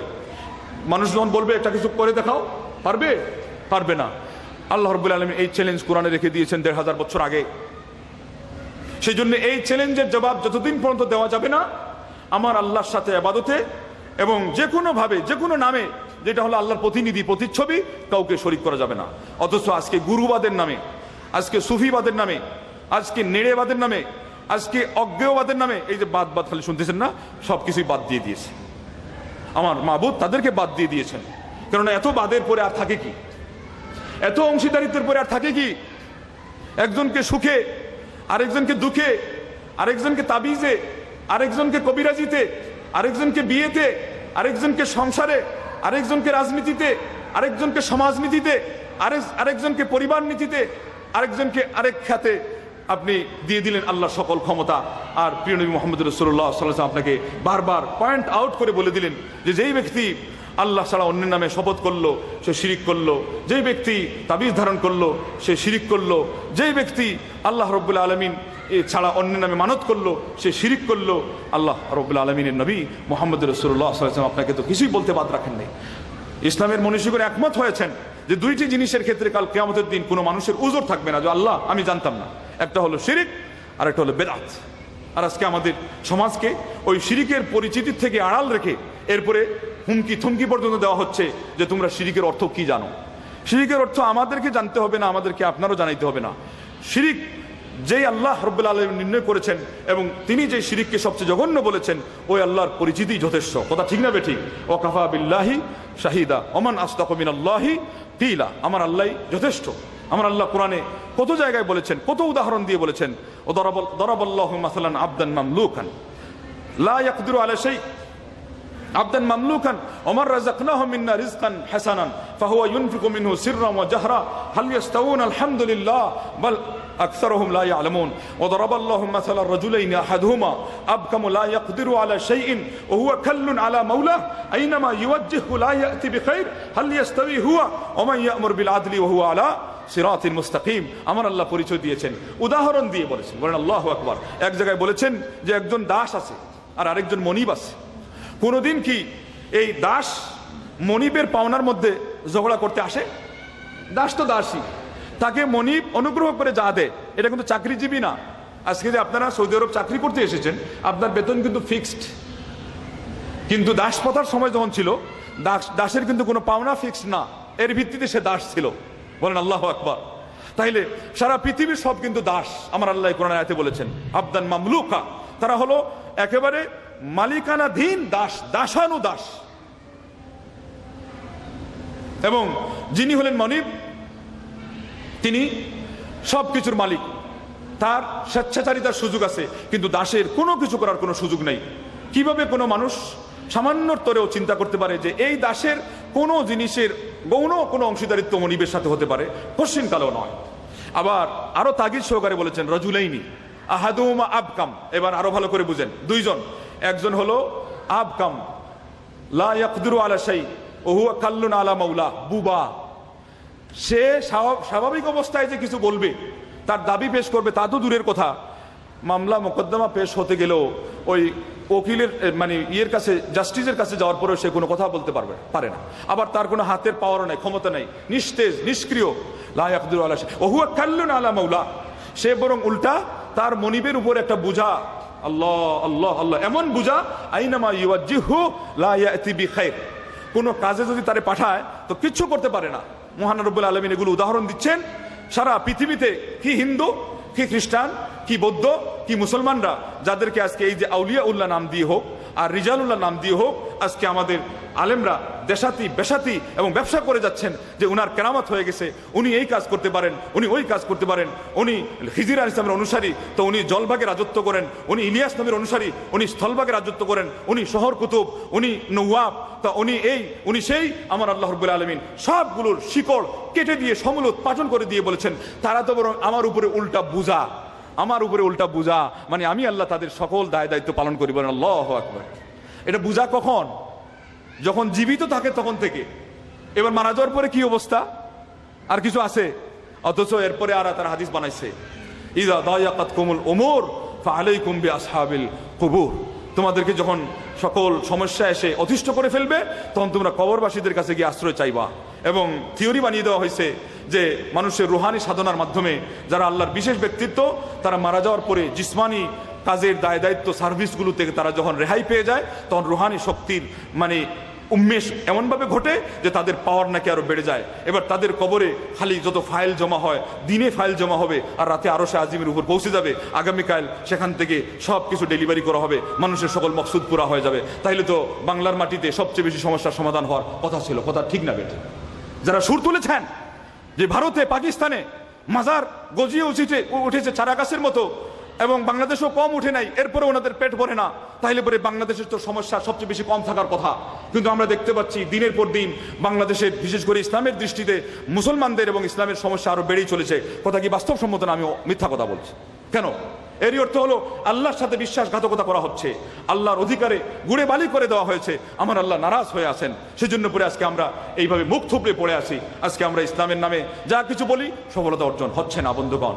অতএব আসুন, ব্যক্তি জীবনেই যদি আপনি সফল না হতে পারেন এবং আপনার দুনিয়াতেই পার্থিব জীবনের সামান্য দিনের স্বার্থে যে আশাগুলো পুরা না করতে পারেন, কাল কিয়ামতের দিন আপনি আল্লাহর সুমহান যে তার যে সন্তুষ্টি, এই লাভে কেমনে ধন্য হবেন? সাহাবায়ে কেরামদের আদর্শের দিকে যদি ফিরে না যান, যাদের কথা আল্লাহ বলেছেন ফাইন আমানু বিমিসলি মা আমানতুম বিহি ফাকাদ ইহতাদাও। আমরা কিন্তু আপনাদেরকে নিয়ে যেতে চাই আরো বড় আউলিয়া উল্লাহর দিকে। কারণ সারা পৃথিবীর মধ্যে সবচেয়ে বড় ওলি কে ছিলেন? নবী মুহাম্মদ রাসূলুল্লাহ সাল্লাল্লাহু আলাইহি ওয়াসাল্লাম। আর এরপরে কারা? সাহাবায়ে কেরাম। साहबा की आजमत पे यही बात है काफी, वो अल्लाह से राजी है, अल्लाह उनसे राजी। বলেন আল্লাহু আকবার। আমার নবী সাহাবায়ে কেরামদের এই সোনার মানুষদের ফজিলতের জন্য, মর্যাদার জন্য, তাদের যেই রুতবা ছিল, যে স্তর স্থান ছিল, পজিশন ছিল, এটাই যথেষ্ট যে আল্লাহ তাদের উপর রাজি, তারাও আল্লাহর উপর রাজি। বলেন আল্লাহু আকবার। আপনারাও রাজি থাকতে পারবেন তো? যদি রাজি থাকতে পারেন তাহলে পরে ইমানের মিষ্টান্ন না, ইমানের স্বাদও পাবেন। ইমানের স্বাদ পাওয়ার জন্য প্রস্তুত আছেন না নাই? এবং আজকে আমাদের দ্বীনি ক্ষেত্রে, ইবাদতের ক্ষেত্রে, আমলের এবং দাওয়াতের ক্ষেত্রে আমরা যদি সাকসেসফুল এবং সফলকাম হতে চাই, তাহলে ইমানের স্বাদ পর্যন্ত না, ইমানের হাকিকত আছে সেই পর্যন্ত আমাদের পৌঁছার দরকার আছে। কেননা কবি বলেছেন, আল্লাহতে যার পূর্ণ ইমান, কোথা সে মুসলমান, কোথা সে মুসলমান। এবং এটা তো কোরআনে আল্লাহ আগেই বলে দিয়েছেন যে ওয়ালা তাহিনু ওয়ালা তাহজানু ওয়া আনতুম লা আলাউনা ইন কুনতুম মুমিনিন। আসেন আজকে আমরা ইমানের আরেকটা সিরিয়াল আলোচনা করি। সর্বপ্রথম ইমানের প্রথম যে পর্যায়টা হলো আত-তালাফফুযু বিকালিমাতিল ঈমান। আপনি ইমানের কালিমা উচ্চারণ করলেন, এটা হলো প্রথম শ্রেণীর ছাত্র হলেন, লা ইলাহা ইল্লাল্লাহ বললেন। 2 নম্বর স্তর হলো সূরাতুল ঈমান। ইমানের কিছু রূপরেখা আছে, আপনাকে সেটা বাস্তবায়ন করতে হবে। নামাজ পড়লেন, রোজা রাখলেন, দ্বীনি আলোচনায় এখানে বসলেন, আপনি ইমানের কিছু অনুশীলন করলেন। 3 নম্বর স্তর কি? হালাওয়াতুল ঈমান। বলেন আল্লাহু আকবার। ইমানের মিষ্টান্ন আছে। আল্লাহ নবী মুহাম্মদ রাসূলুল্লাহ সাল্লাল্লাহু আলাইহি ওয়াসাল্লাম বলেছেন, সালাসুন মান কুন্না ফিহি ওয়াজাদা বিহিন্না হালাওয়াতাল ঈমান। 3টি জিনিস যার মাঝে থাকবে সেই ইমানের মিষ্টান্ন পাবে। মজা না, স্বাদ বাকিয়েছে, মিষ্টান্ন এখানে। কারণ মিষ্টি হলো তার গায়ের জুড়ে আপনার জিহ্বায় রস আনে, কিন্তু স্বাদ হলো ওর গায়ের জুড়ে রস আনার দরকার নাই। আপনার নিজের মধ্যে এমন একটা আগ্রহ, এমন একটা আকর্ষণ থাকবে যার ফলে ওই খাদ্যটা আপনাকে খাইতে রুচি লাগবে। বলেন আল্লাহু আকবার। এই জন্য তাআমুল ঈমান পরে, হালাওয়াতুল ঈমান আগে। এই ইমানের মিষ্টান্ন কখন পাবেন?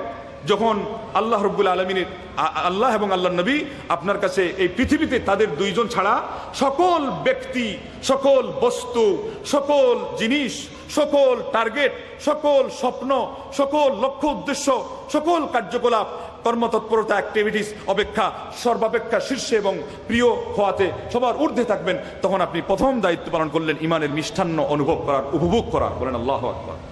2 নম্বর, ওয়া আন ইউহিব্বাল মারআ লা ইউহিব্বুহু ইল্লা লিল্লাহ।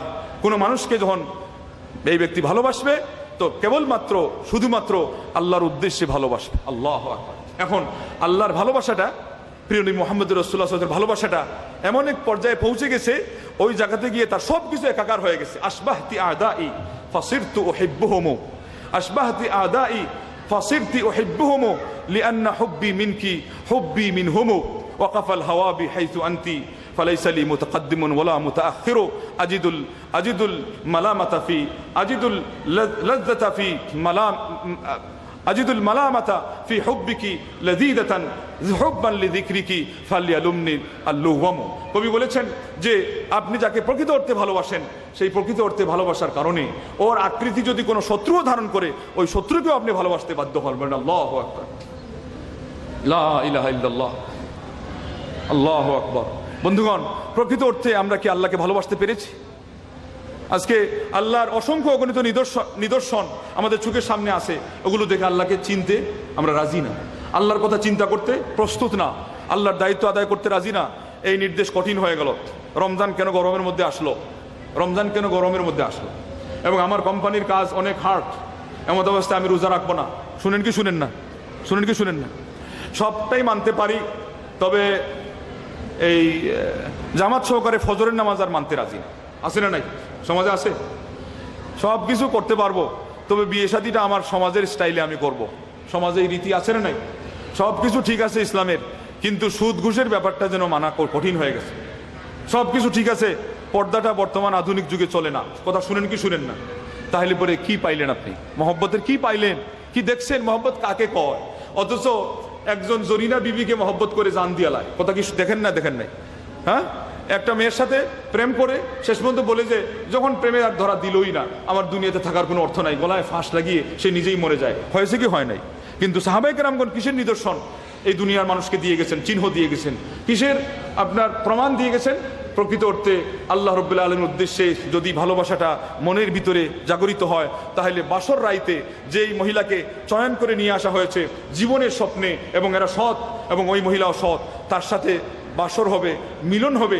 ওই জায়গায় যখন যুদ্ধের ডাক এসে গেছে, দামামা বেজে গেছে, সেই মহিলাকে, সেই নববধূকে রেখে দিয়ে তারা আল্লাহর ডাকে সাড়া দিতে গিয়ে দুনিয়া থেকে তারা বিদায় নিয়ে চলে গেছেন। ওইটাও হলো একটা ভালোবাসা, আর এটাও হলো একটা ভালোবাসা। কিন্তু সার্থক ভালোবাসা কোনটি এবং প্রকৃত ভালোবাসা কোনটি? এটাই যেটা আল্লাহর উদ্দেশ্যে হয়েছে। তো এইটা হলো ইসলামের প্রকৃত ভালোবাসা। বন্ধুগণ, যেই ভালোবাসার মোকাবেলায় আপনি হ্যাঁ হু কইতে পারবেন না, আপনি চেঁচুরা করতে পারবেন না। এই ভালোবাসার সামনে সব কিছু ম্লান হয়ে যায়। এই ভালোবাসার সামনে নির্দেশটাও পর্যন্ত অনেক সময় নিচে এসে যায়। এরকম কত ঘটনা ঘটে নাই? রাজা বাদশাহ বলেছে যে এটা করো, এই গ্লাসটা তোমরা ছুঁড়ে মারো।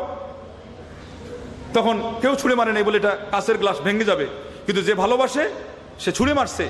লোকজন বলছে এই লোকটা তো আজকে মানে বাদশার কৃপা দৃষ্টি থেকে পড়ে যাবে, কেন গ্লাস এত বড় একটা দামি গ্লাস ভাঙছে। কিন্তু শেষে দেখা গেল এই গ্লাস ভেঙ্গেও সে সবচেয়ে বেশি প্রিয় হলো, কেন বাদশার নির্দেশ সে মেনে তার ভালোবাসা প্রমাণ করেছে। এই জায়গায় গ্লাসের মহব্বত তার কাছে নিচে নেমে এসে গেছে। বলেন আল্লাহু আকবার।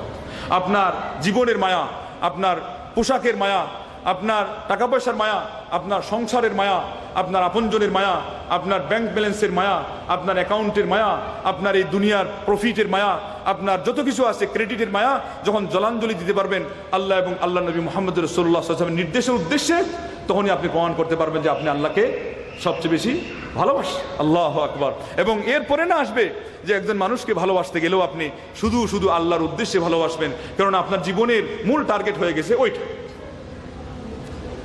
তো সেই জন্য বন্ধুগণ, 3 নম্বর যে কাজ যার মাধ্যমে ইমানের স্বাদ আপনি পাবেন, মিষ্টান্ন পাবেন, সেটা হলো ইমান আনার পরে কুফরির দিকে প্রত্যাবর্তন করা।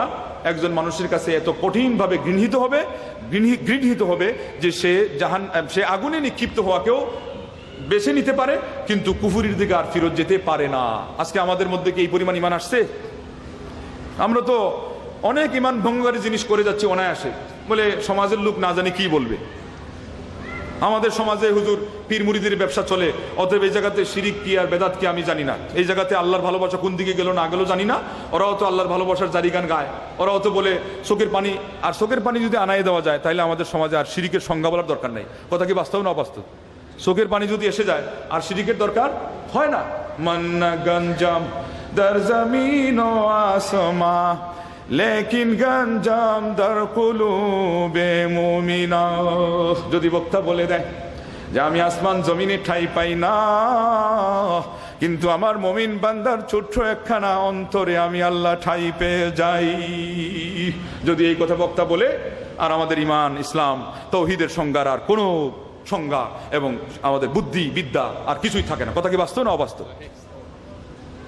আরেকজন যদি বলে কারাশায় বানাইলা ঘর বাড়ি রে বন্ধু, কারাশায় বানাইলা ঘর বাড়ি, টাকা পয়সা জমিদারি আর কত করবি বাহাদুরি, ওরে খাট পালঙ্গ সোনার বাড়ি, কারে যাবি দিয়া রে ওরে কবর দেশে যাইয়া, তোর চুলো পাকিবে দন্ত পড়িবে, তোর যৌবনে পড়ে যাবে ভাটি, আরে ধসে ধসে খসিয়া পড়িবে তোর রঙিলা দালানের মাটি রে বন্ধু, কারাশায় বানাইলা ঘর বাড়ি।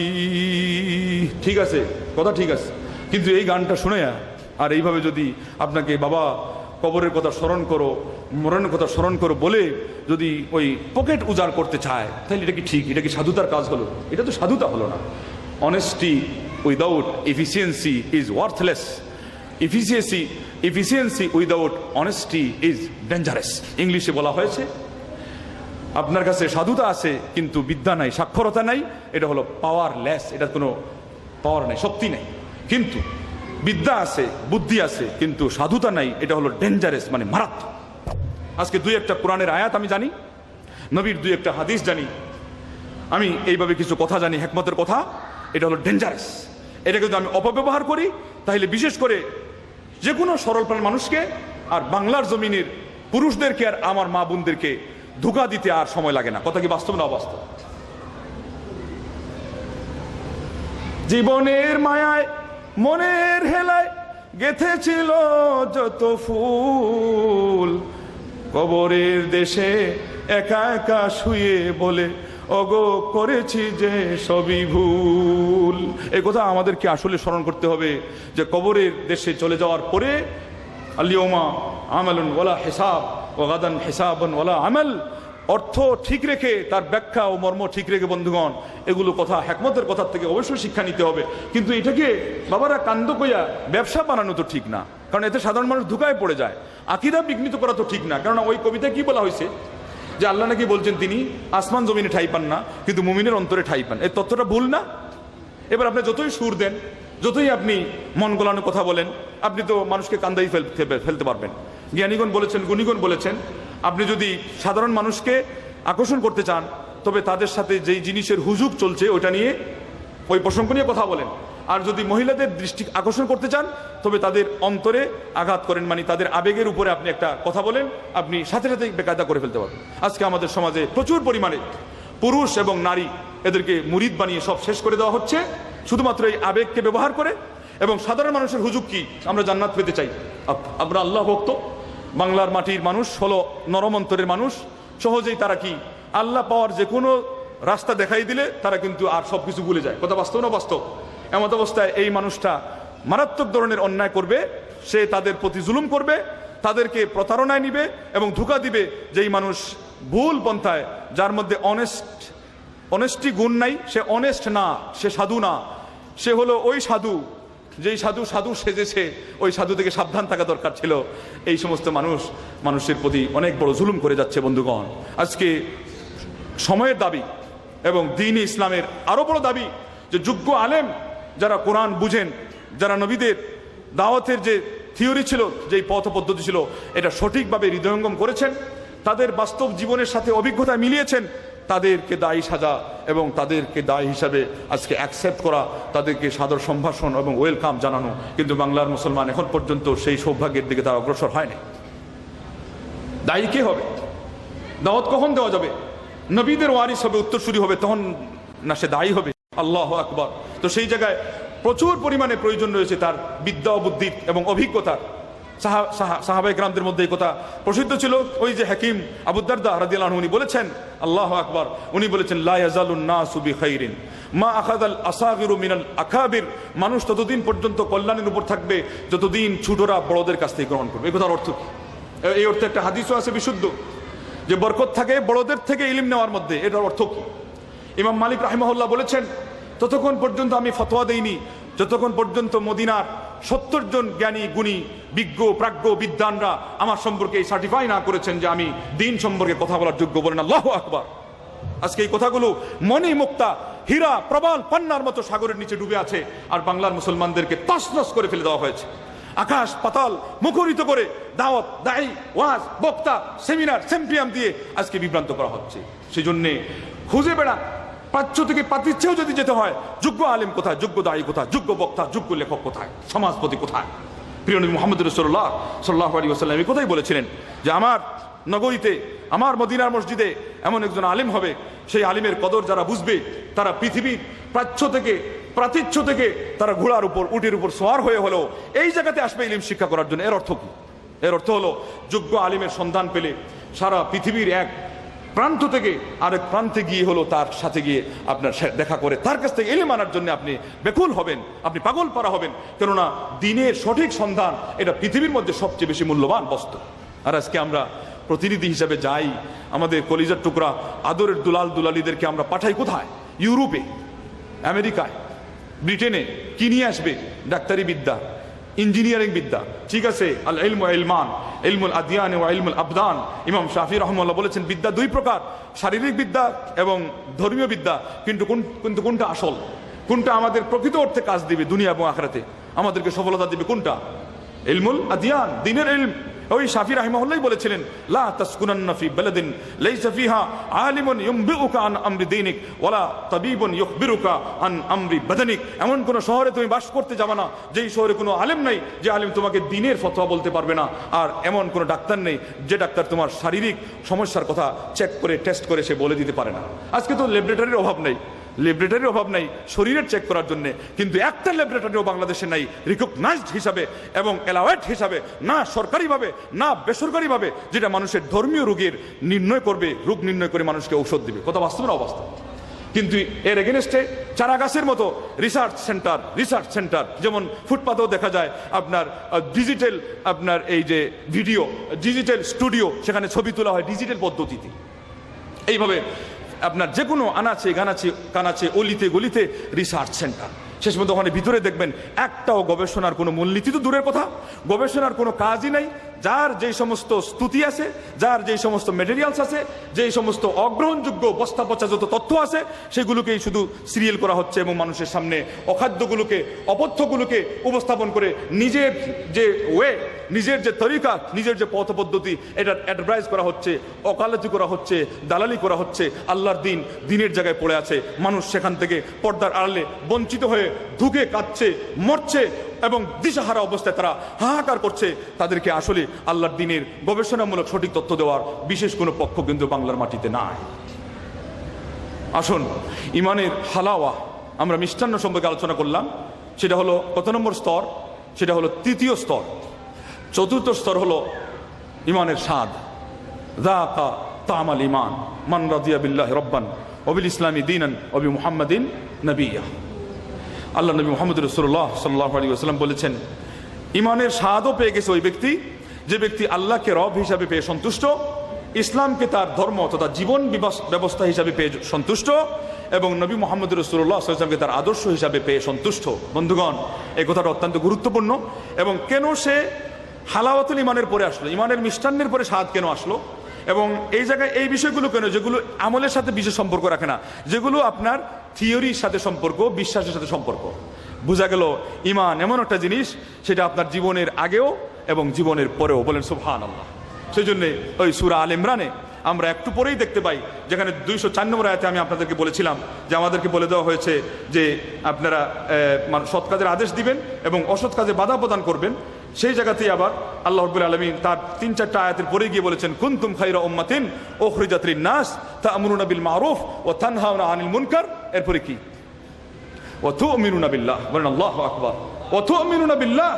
একজন দাঈ ইলাল্লাহ সৎ কাজের আদেশ দিচ্ছেন, অসৎ কাজে বাধা প্রদান করছেন, তার মানে উনি ইমানের স্তর, নামাজের স্তর, রোজা, হজ, যাকাত, আপনার মাতা পিতার সাথে সদ্ব্যবহার করা, সমাজ সেবার কাজ করা, সবগুলো পার হয়ে গেছেন। হওয়ার পরে সমাজপতি হচ্ছেন, গাইডলাইন করছেন, মানুষকে দিক নির্দেশনা দিচ্ছেন। এরপরে আল্লাহ স্মরণ করিয়ে দিচ্ছেন যে এত বেশি পণ্ডিতি আমার কাছে চলবে না, যদি আসল পুঁজি সঙ্গে না থাকে। ও তুমিনুনা বিল্লাহ। বলেন আল্লাহু আকবার। ইমান জীবনের শুরুতেও, ইমান জীবনের শেষেও।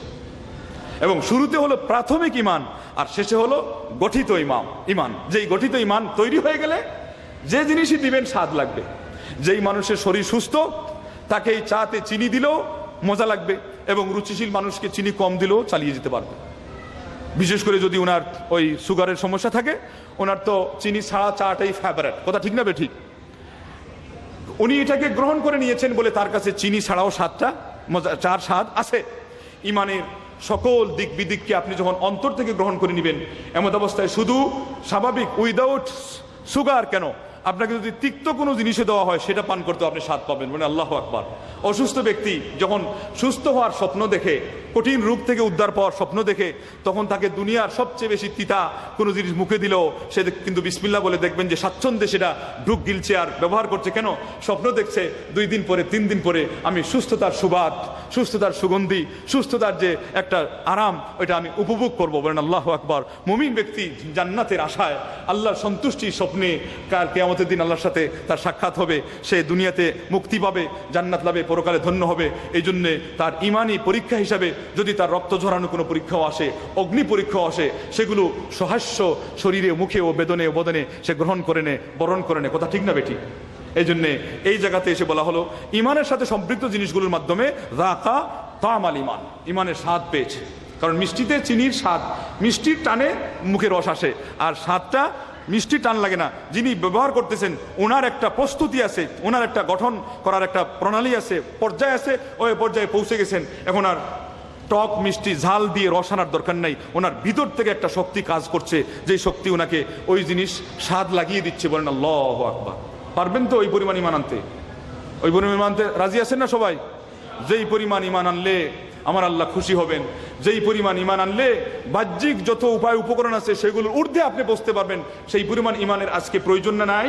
বর্তমান দুনিয়াতে, আজকের বিশ্বে ওই পরিমাণ ইমান হলো সবচেয়ে বেশি চ্যালেঞ্জ, সেটা আমরা পাচ্ছি না। আল্লাহতে যার পূর্ণ ইমান, কোথা সে মুসলমান, কোথা সে মুসলমান। খলিফা ওমর ইবনে আব্দুল আজিজ তার ছেলেকে রেখে যাচ্ছেন 10 দিরহাম টাকা দিয়ে। স্ত্রী বলছেন, এত বড় খলিফা, আপনার ছেলেদের নামে মাত্র 10 দিরহাম, দিরহাম মানে রৌপ্য মুদ্রা, যেটা দুবাইতে চলে এখন, এই 10 দিরহাম দিয়ে কি হবে? খলিফা ওমর আব্দুল আজিজ বললেন, ইন্না ওয়ালিয়াল্লাহুল্লাযী নাযালাল কিতাব ওয়া হুয়া ইয়াতাওয়াল্লাস সালিহিন। স্ত্রীগো, আমার ছেলেকে কি আমি ভালো মানুষ করে তৈরি করেছি, গঠন করেছি, সৎ করে তৈরি করেছি? বলে তা তো করেছেন, টাকারও তো দরকার আছে। আজকে আমরা এটা বলি না? দরকার তো আছে, কিন্তু কোথায়, কি পরিমাণে? ইমানকে জলাঞ্জলি দিয়ে, চরিত্রকে জবাই করে, আদর্শকে নস্যাৎ করে, মানুষের উপর জুলুম করে না, ওটা আগে প্রায়োরিটি, ক্লাসিফিকেশন। উনি বলেছেন, আমি একটা জিনিস আমি রেখে যাচ্ছি, আল্লাহ রাব্বুল আলামিন আমার এই কাজে বরকত দেবে, সেটা হলো আমার ছেলেকে সৎ হিসাবে আমি গড়ে গেলাম। তুমি এর সুফল সুবাদ দেখতে পাইবা চিন্তার কারণে। মোট কথা এই আয়াত দিয়ে যখন দলিল দিয়ে দিলেন, ওই আল্লাহর বান্দির বুঝতে কিন্তু সমস্যা ছিল না। বন্ধুগণ, আগের যুগে মহিলারাও এমন ছিলেন যে তারা স্বামীকে, তার বাপকে, তার ভাইকে, ছেলেকে বাহিরে উপার্জনের জন্য পাঠাতে তারা বলে দিতেন যে শুনে রেখো, আমরা না খেয়ে থাকতে পারবো, না খাওয়ার কষ্ট স্বীকার করতে পারবো, কিন্তু এক পয়সার হারামের কষ্ট স্বীকার করে জাহান্নামের আগুনের সেই কষ্ট স্বীকার করতে পারবো না। এই জন্য মেহরবানি করে আমাদের জন্য হারাম কোনো পয়সা নিয়ে এসো না। আল্লাহ আল্লাহ আল্লাহ। আজকে এরকম মা বোন খুঁজে পাওয়া যাবে?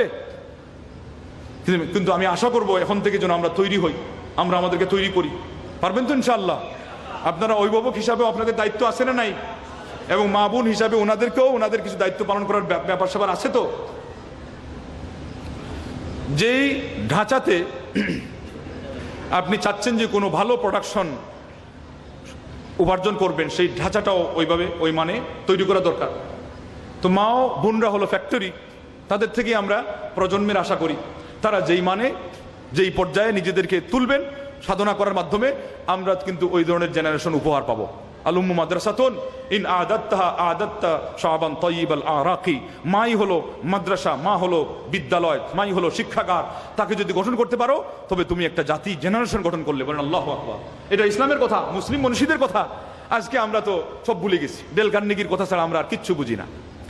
ওই পাশ্চাত্যের ওরা কি বললো, তুমি আমাকে একজন মা উপহার দাও, আমি তোমাকে একটা জাতি উপহার দিব। হ্যাঁ, আর বিধর্মী জ্ঞানী গুণীরা সাক্ষ্য দিচ্ছেন যে এই পৃথিবীর ইতিহাসে মুসলমানদের যত আপনার এই না দুনিয়াবাসীদের যত কৃষ্টি কালচার, আপনার ব্রেফু নামে একজন বলেছে যে ইউনান গ্রিক যে আপনার দর্শন, সেটা মানুষকে শুধু থিওরি দিয়েছে, কিন্তু বাস্তবিক ক্ষেত্রে মানুষের জন্য যত আপনার এই যে আধুনিক যুগে আমরা যে উদ্ভাবন দেখতে পাচ্ছি, এগুলো কিন্তু মুসলিম মনীষীরা এগুলো উদ্ভাবন করেছে। আল্লাহু আকবার। এগুলোর তথ্য আপনারা জানেন না? রেডিও, টেলিভিশন থেকে নিয়ে, বেতার থেকে নিয়ে, ট্রেন থেকে নিয়ে, মূল যে জিনিসগুলো পুরাতন যুগে ছিল, এমনকি আজকেও কম্পিউটারের যে অনেক বড় বড় ফাংশন এবং প্রোগ্রাম, এগুলোতে গিয়ে দেখেন মুসলমানদের ভূমিকা আছে। আগে তো একচ্ছত্র ভূমিকা ছিল। বলেন আল্লাহু আকবার। কেন? কোরআনেই সেই জ্ঞান বিজ্ঞানের তথ্যের কথা কিন্তু বন্ধুগণ বলা আছে। আজকে আমরা সেখান থেকে সরে পড়ে গিয়ে দুর্বল জাতিতে পরিণত হয়েছে। কিন্তু মায়ের তত খাইনি, এগুলোতে পিছিয়ে থাকার কারণে, যেই পরিমাণ মায়ের খেয়ে গেছি ধর্মীয় বিষয়ের আসল তথ্য থেকে পিছিয়ে যাওয়ার কারণে। কথা ঠিক না বেঠিক? এই যে ইমানদার, পাকা ইমানদার, কিন্তু টাকার দরকার আছে বলে সুদকেও হালাল করতেছে, এবং ছেলেকে যেই পরিমাণ নামাজি না বানানোর চেষ্টা করে, সেই পরিমাণ পাকা একজন ঘুষখোর বানানোর চেষ্টা করে। কথা কি বাস্তব না অবাস্তব? কেন? তাইলে আল্লাহর উপর ইমান কোথায়, আস্থা কোথায়? তো বলতেছিলাম, ওমর ইবনে আব্দুল আজিজ রাহিমাহুল্লাহ মারা গেলেন। ছেলেদের হাতে মাত্র কয়দিন দিরহাম? ওই দুবাইয়ের দিরহাম, মানে রৌপ্য মুদ্রা 10টা। আল্লাহ রাব্বুল আলামিন নেক এবং সৎ হওয়ার কারণে, মানে ইমানদার, পাকা ইমানদার, আল্লাহর উপর আস্থাশীল, নামাজি, সৎ, হ্যাঁ, ঐতিহাসিকগণ বলেছেন আল্লাহ পাক তাদের সম্পদে এই পরিমাণে বরকত দান করেছেন যে আমরা দেখতে পেয়েছি তারা দান করে 2 হাতে বিলিয়ে দেদারসে টাকা পয়সা খরচ করে শেষ করতে পারছিল না। বলেন আল্লাহু আকবার। শুধু তা না, এর বিপরীত জিনিসের মাধ্যমে ওই জিনিসটা, আসল জিনিসটা পরিষ্কার হয়। বিদিদ্দিহা তুরাফুল আশিয়াউ ওয়াল হাক্কু মা শাহিদাত বিহিল আদাউ। বিপরীতে হিশাম বিন আব্দুল মালিক 1 লক্ষ টাকা রেখে গেছেন, মানে ওই সময়কার রৌপ্য মুদ্রা 1 লক্ষ। 10 টাকার এগেনস্টে 1 লক্ষ কত? অনেক বড় একটা ব্যাপার। কিন্তু সৎ করে যান নাই, ছেলেদেরকে মানুষ করে যান নাই। আল্লাহর নাম নিল কি না নিল, কাজটা সৎভাবে করলো কিনা, বিসমিল্লাহ বলে কিনা, দরকার নেই, কিন্তু টাকা তো 1 লাখ আছে। হ্যাঁ, ওই সময়কার 1 লাখ মানে কি? আমাদের আজকালকার যুগের এই কোটিপতি ফেল অনেক উপরে। কিন্তু সৎ না বানানোর কারণে আলেমগণ বলেছেন, ঐতিহাসিকগণ কিতাবে লিখেছেন, এগুলো বিশ্বস্ত সূত্রে কিতাব। আমাদের সমাজেও কিছু কথা বলা হয় কিতাবে আছে, আর এখানে আমরা যেগুলো বলছি কিতাবে আছে, এটার একটা আলাদা ঝলক আছে, আকর্ষণ আছে। এগুলো হলো সুসাব্যস্ত হয় ঐতিহাসিক সূত্রে, যেহেতু এটা ইতিহাসের কথা। আর যেটা ধর্মীয় তথ্য, সেটা হয় পাবেন ফি কিতাবিল্লাহ অথবা ফি সুন্নতি রাসূলিল্লাহ। কেননা মূলনীতি ভিন্ন। আমরা আগেই বলেছি আমাদের মূলনীতি কিতাবুল্লাহ ও সুন্নাতু রাসূলিল্লাহ, আর অন্যদের মূলনীতি একবার শুনবেন কিতাবুল্লাহ, আবার শুনবেন রিজালুল্লাহ, আবার শুনবেন আউলিয়াউল্লাহ, আবার শুনবেন এই মাজার, আবার শুনবেন এই কেরামত, আবার শুনবেন এটা। আর আসল ঘটনা হলো যার নাই কোনো গতি সেই করে কেরামতি, আর ঝড়ে বকমরে আর পীরের কারামতি বাড়ে। একদিন এক পীর মুরিদদেরকে নিয়ে রাস্তায় যাচ্ছেন, হঠাৎ করে বিড়ালের চুলকানি ধরেছে। বিড়াল তো চুলকানি ধরলে পা এদিকে দিয়ে চুলকাবেই, জানা কথা। তো রাস্তা অতিক্রম করার পরে পীর সাহেব মুরিদদেরকে বলছেন, এই দেখেন এগুলা কথার সিস্টেম দেখেন, আর মানুষকে মানুষ হিসাবে তারবিয়ত দেওয়ার ভাষা দেখেন। এই তোমরা কি দেখছো কিছু? বলে কি? এই যে বিড়ালটা আমাকে সালাম দিল, দেখলা না? বিড়াল বলে সালাম দিয়েছে। তো ওই যে ঝড়ে বকমরে কিভাবে পীরের কারামতি বাড়ে এবার দেখেন। তো ওই জায়গায় একটা ছিল লোক চালাক, সে বলল কি, তো বিড়াল যদি সালামি দিল আপনাকে জবাব দেওয়া দরকার ছিল না? কথা ঠিক না বে ঠিক? কারণ সালাম দেওয়া সুন্নাহ আর জবাব দেওয়া ফরজ ওয়াজিব। আল্লাহু আকবার। কিছু বুদ্ধিমান মানুষের আজকে দরকার আছে আমাদের সমাজে। কথা ঠিক না বে ঠিক? বুদ্ধিমান মানুষ কিন্তু কমে গেছে। এজন্যে আমরা সব কথায় বিদ্যা বুদ্ধির পরিচয় দেই, দিনের ক্ষেত্রে দেই না। মিলাদ খুব ভালো জিনিস, কিন্তু যেই হুজুর সারা দেশব্যাপী মিলাদের প্রচারণা চালায় তার বাড়িতে একদিন মিলাদ করে পড়ায় না। কি ভাই, কথা কি লজিক কথা না? না ইনসাফ ভিত্তিক কথা কি না? ওনার বাড়িতে মিলাদের দরকার নাই? ওনার দোকান উদ্বোধনের সময় বরকতের প্রয়োজন হয় না? উনি তো মুসলমান, উনি তো ইমানদার। ইসলামের যেই কাজ সাধারণ মানুষ করবে সেই কাজ অসাধারণ আলিমরাও করবে, বরং আলিমরা আগে করবে। কথা ঠিক না বেটি? ওনারা শুরু করে ভালো কাজে, ইমামতিতে ওনারা আগে, তারপরে ওয়াজ করতে স্টেজে ওনারা আগে, মানুষকে দিক নির্দেশনা দিতে ওনারাই তো আগে। তো নেকের কাজ যদি এটাই হবে, মিলাদ, কোরআন খানি, সব্বিনা, ফাতেহা খানি, কুল খানি, ইয়াজদহম, দোয়াজদহম, শবে মেহরাজ, শবে বরাত, এগুলো যদি পুণ্যের কাজ হবে, তাহলে পরে আগে ওনার বাড়িতে তার একটা অনুষ্ঠান হোক, উনি আগে একটা পরিমাণ মতো টাকা সেখানে রাখুন, তারপর অন্যদেরকে বলুন। তো যাই হোক, অনেক কথাই আছে। আজকে আমরা যে মিসগাইড হচ্ছি, অনেককে আমরা মিসগাইড করছি, এবং অনেক মানুষকে আমরা আল্লাহ রাব্বুল আলামিন বান্দাদেরকে বিপদগামী করছি, এই কথা বোঝানোর সেই দরদেই কিছু পয়েন্ট আউট করলাম। আমি আশা করি আমার কথাগুলোকে আপনারা ওইভাবেই বুঝবেন। তো যাই হোক, আমাদের কথা চলছিল ইমানের স্বাদ। স্বাদে কেন এই আকিদার কথা বলা হলো? আকিদাটা আগেও দরকার, পরেও দরকার। পরে কোন আকিদার দরকার? যেটা গঠিত আকিদা, যেটা আপনার সমৃদ্ধশালী আকিদা, যেটা শক্তিশালী আকিদা, যে আপনার দুঃখ কষ্ট আসলেও আপনি আল্লাহর ফয়সালার উপর রাজি থাকবেন। পারবেন তো ইনশাআল্লাহ? কেননা আল্লাহর ফয়সালার উপর রাজি থাকা ধৈর্যের যে 3টা পাঠ আছে তার মধ্যে সর্বাপেক্ষা কঠিন এবং উৎকৃষ্ট পাঠ। ধৈর্যের কয়টা পাঠ আছে? 3টা খাত, 3টা। একটা হলো আল্লাহর নির্দেশ মানতে গেলে ধৈর্য লাগে। এই যে আজকে আপনারা দিনী ইলম শেখার জন্য এখানে বসছেন, ধৈর্য ছাড়া কি এটা হইতো? আরেক দল তো ঘুমাচ্ছে, আপনারা এখানে এসে বসেছেন। আল্লাহ যেন আপনাদের এই সাধনাটাকে কবুল করেন, বলেন আল্লাহুম্মা আমিন। আল্লাহ তুমি কবুল করো। তোমার দিনের ইলম শেখার জন্য তোমার বান্দারা উপস্থিত হয়েছে, আল্লাহ তুমি তাদের কাজে বরকত দান করো। আল্লাহ খাঁটি ইলম দিয়ে দাও। আল্লাহ ইলমের নূর দিয়ে, আলো দিয়ে তাদের অন্তরকে আলোকিত করো। আল্লাহ তোমার নবী কিন্তু ওই ইলমে ওয়াহির নূর দ্বারাই তিনি নূর হয়েছিলেন। আজকে আমাদের মুসলিম সমাজে নবীর ওই শরীর নূর কিনা এটা নিয়ে মুসলমানদেরকে বিভ্রান্ত করা হচ্ছে, প্রকৃত নূর থেকে তাদেরকে বঞ্চিত করা হচ্ছে। আল্লাহ ইলমটাই নূর। ইমাম শাফিঈ উস্তাদ ওয়াকি বলেছিলেন, ফাইনাল ইলমা নূরুম মিন ইলাহি ওয়া নূরুল্লাহি লা ইউতা লিআসি। মনে রাখবেন, ইলম হলো আল্লাহর নূর। এই আল্লাহর নূর অবাধ্য মানুষকে, পাপী মানুষকে দেওয়া হয় না। তো সেই জন্য এই ইলমের নূরের জন্য আপনারা এসেছেন। এই নূরের অন্বেষায়, এটা পাওয়ার সাধনায় সারা জীবন অতিবাহিত করে দিবেন। পারবেন তো ইনশাআল্লাহ? আমরা তো এখনো আলেম হই নাই, কিন্তু সালেফে আলিমদের মধ্যে যারা আলেম হয়েছিলেন উচ্চ পর্যায়ে, তারাও মুমূর্ষ অবস্থায় ইলমি মাসআলা নিয়ে আলোচনা করতেন। তার একজন বলতেন যে এই মুহূর্তে আপনি এখন কালিমা নিয়ে ব্যস্ত থাকেন। বলে না, একটা মাসআলা আমার না জানা অবস্থায় কবরে যেতে, আল্লাহর সাথে সাক্ষাৎ করতে আমার মন নারাজ। আমি চাই যে এই ফারাইজের যেটা সবচেয়ে কঠিন এই বিদ্যা, আল্লাহ নবী সাল্লাল্লাহু আলাইহি ওয়াসাল্লাম বলছেন দিনের অর্ধেক, এই বিষয়েও জটিল এবং চুলচেরা মাসআলাটাও আমি আয়ত্ত করে যেন আমার রবের সাথে, আল্লাহর সাথে আমি কবরে গিয়ে সাক্ষাৎ করি। বলেন আল্লাহু আকবার। এই হলো প্রকৃত অর্থে আল্লাহ প্রেমী, আল্লাহ ভক্ত এবং আউলিয়াউল্লাহ, আল্লাহর ওলি, আল্লাহর বন্ধু, আল্লাহর গার্জিয়ান হওয়ার প্রমাণ। আল্লাহ আল্লাহ আল্লাহ। তো বলতেছিলাম, আপনি এখন পর্যন্ত পৌঁছলেন ইমানের স্বাদ পর্যন্ত। পর্যায়ে যেটা 5 নম্বর, এটা হলো হাকিকাতুল ইমান। কি হাকিকাতুল ইমান? মনে রাখবেন, ইমানের হাকিকত। এবং এই সম্পর্কে কোরআনেও কথা আছে হাকিকত শব্দ সম্পর্কে। হাক্কুল ইয়াকিন এই জায়গাতেই হলো কিন্তু কিভাবে? আপনারা সূরা আনফাল থেকে নেবেন। হাক্কুল ইয়াকিন কাকে বলে এবং হাকিকাতুল ইমানে আপনি কিভাবে পৌঁছবেন, সূরা আনফালের 2 থেকে 4 নম্বর আয়াত আপনি পড়বেন, ইমানের হাকিকত পেয়ে যাবেন। বলেন আল্লাহু আকবার। হাকিকত কখন পাবেন?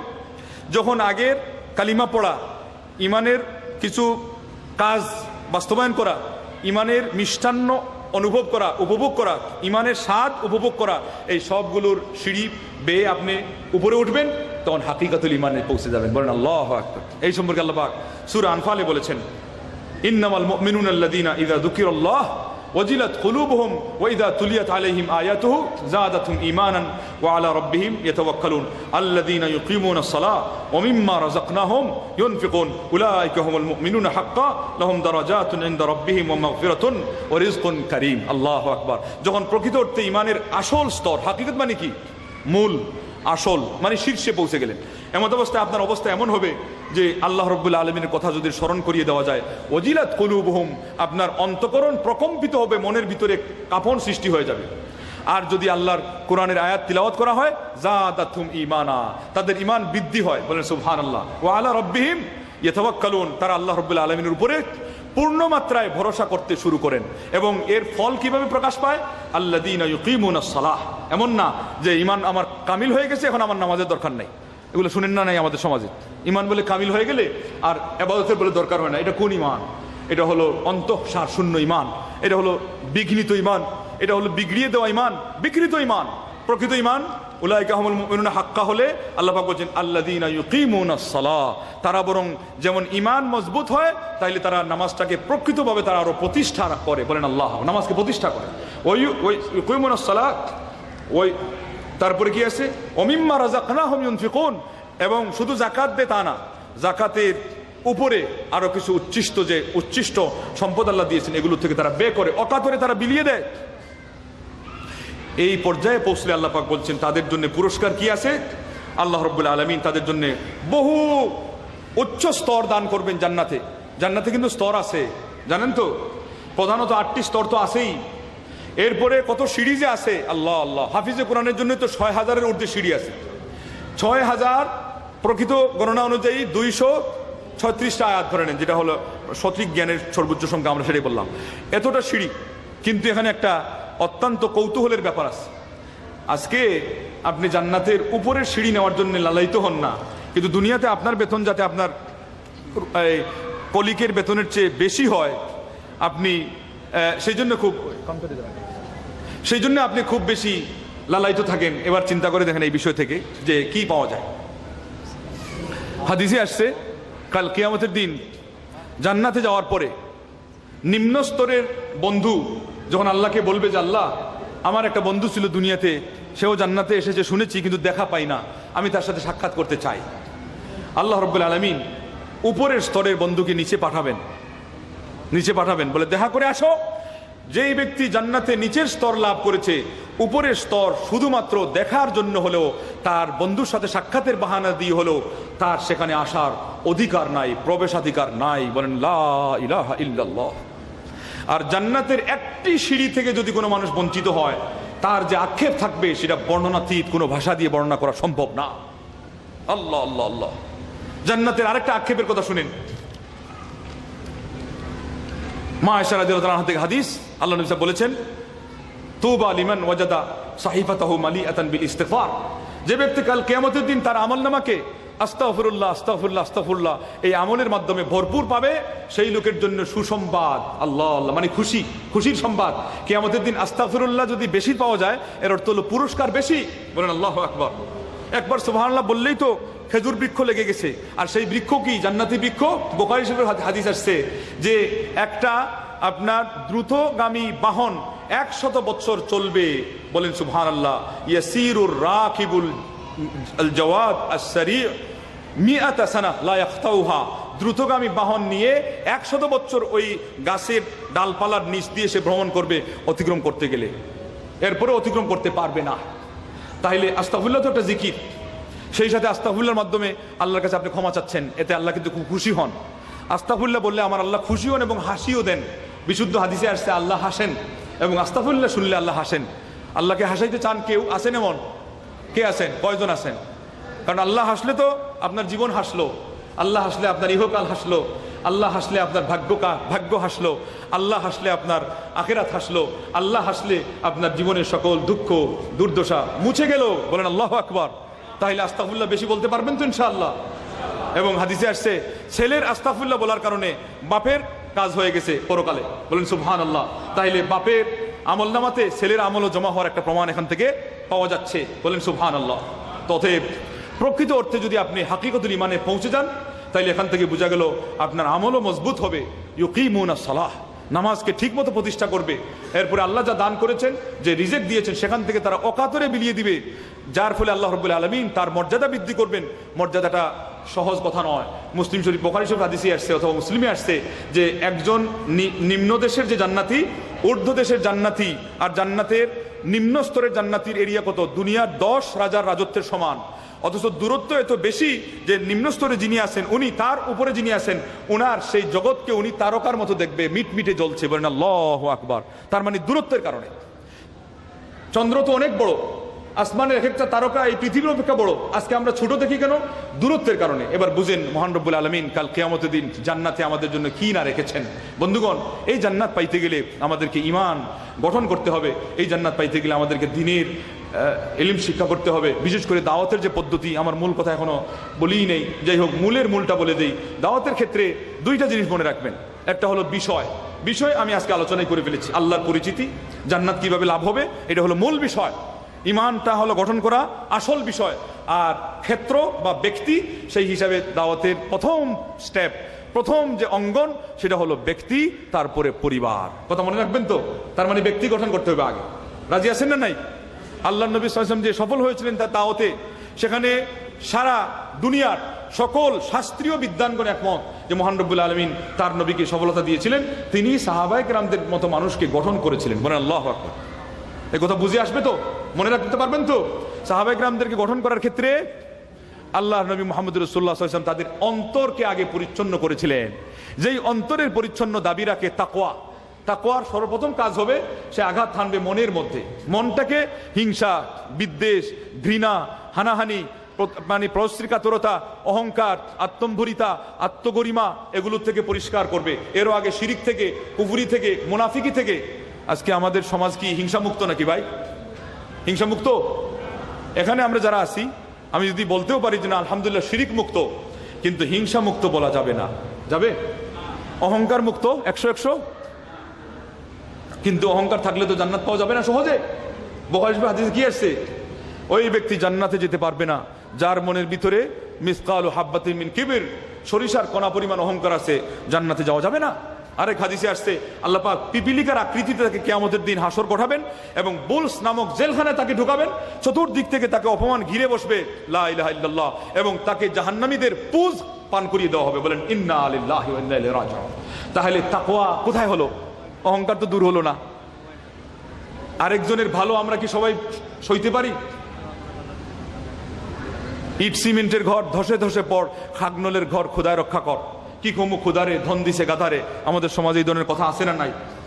এবং মনের ভিতরে এমন হিংসা আছে না নাই যে কেউ যদি তার হঠাৎ করে একটা ফুটফুটে সন্তান নিয়ে আমাদের বাড়িতে যে দেশে যায়, আরে তুমি তো আসমান থেকে ফিরিস্তা নিয়ে আয়া গেছো, দেখছি ফিরিস্তাগুলো পাইলা কই? আমরা তো পাই না। কথা কি এটা কি ভালোর জন্য কইছে? প্রশংসা করছে নাকি না তার মনের খুব প্রকাশ করছে, যার ফলে সাথে সাথে ওই সন্তানটা অসুস্থ হয়ে যায়? কথা ঠিক না বেটি? ওই যে বদনজর লাগা, এটা কিন্তু চোখ থেকে হয় না, শুধু কথার থেকেও হয় না। সেজন্য মাশাআল্লাহ শব্দের হাদিসের সনদ বিশুদ্ধ নাই। একদল আলেম এটাকে বরং বেদাতি বলেছেন। এই জায়গায় সবচেয়ে বেশি দরকার যেটা, অন্তরকে পরিষ্কার রাখা। আমার আল্লাহ পছন্দ করেছেন, ওই লোকটাকে নিয়ামত দিয়েছেন, এতে আমার কি, তোমার কি? ঘৃণা করার কি আছে? হিংসা করার কি আছে? তুমি বরং এটুকু করো, আল্লাহ তোমার অনুগ্রহের শেষ নাই, তুমি ওয়াসিউল ফদল, আল্লাহ তোমার অনুগ্রহ প্রশস্ত, ওকে যেমন দিয়েছো। ইউখফি ওয়াল্লাইমা ইউবদি। মানুষ মাত্রই হিংসা তো আছে, কিন্তু সম্মানী মানুষ সেই হিংসাকে প্রকাশ করে না, চরিতার্থ করে না, কিন্তু অসম্মানী মানুষ এটাকে প্রকাশ করে। উন্নত মানের মুমিন হতে গেলে হিংসা, বিদ্বেষ, অহংকার, ঘৃণা, এগুলো থেকে নিজেকে পরিষ্কার করতে হবে, মুখে না।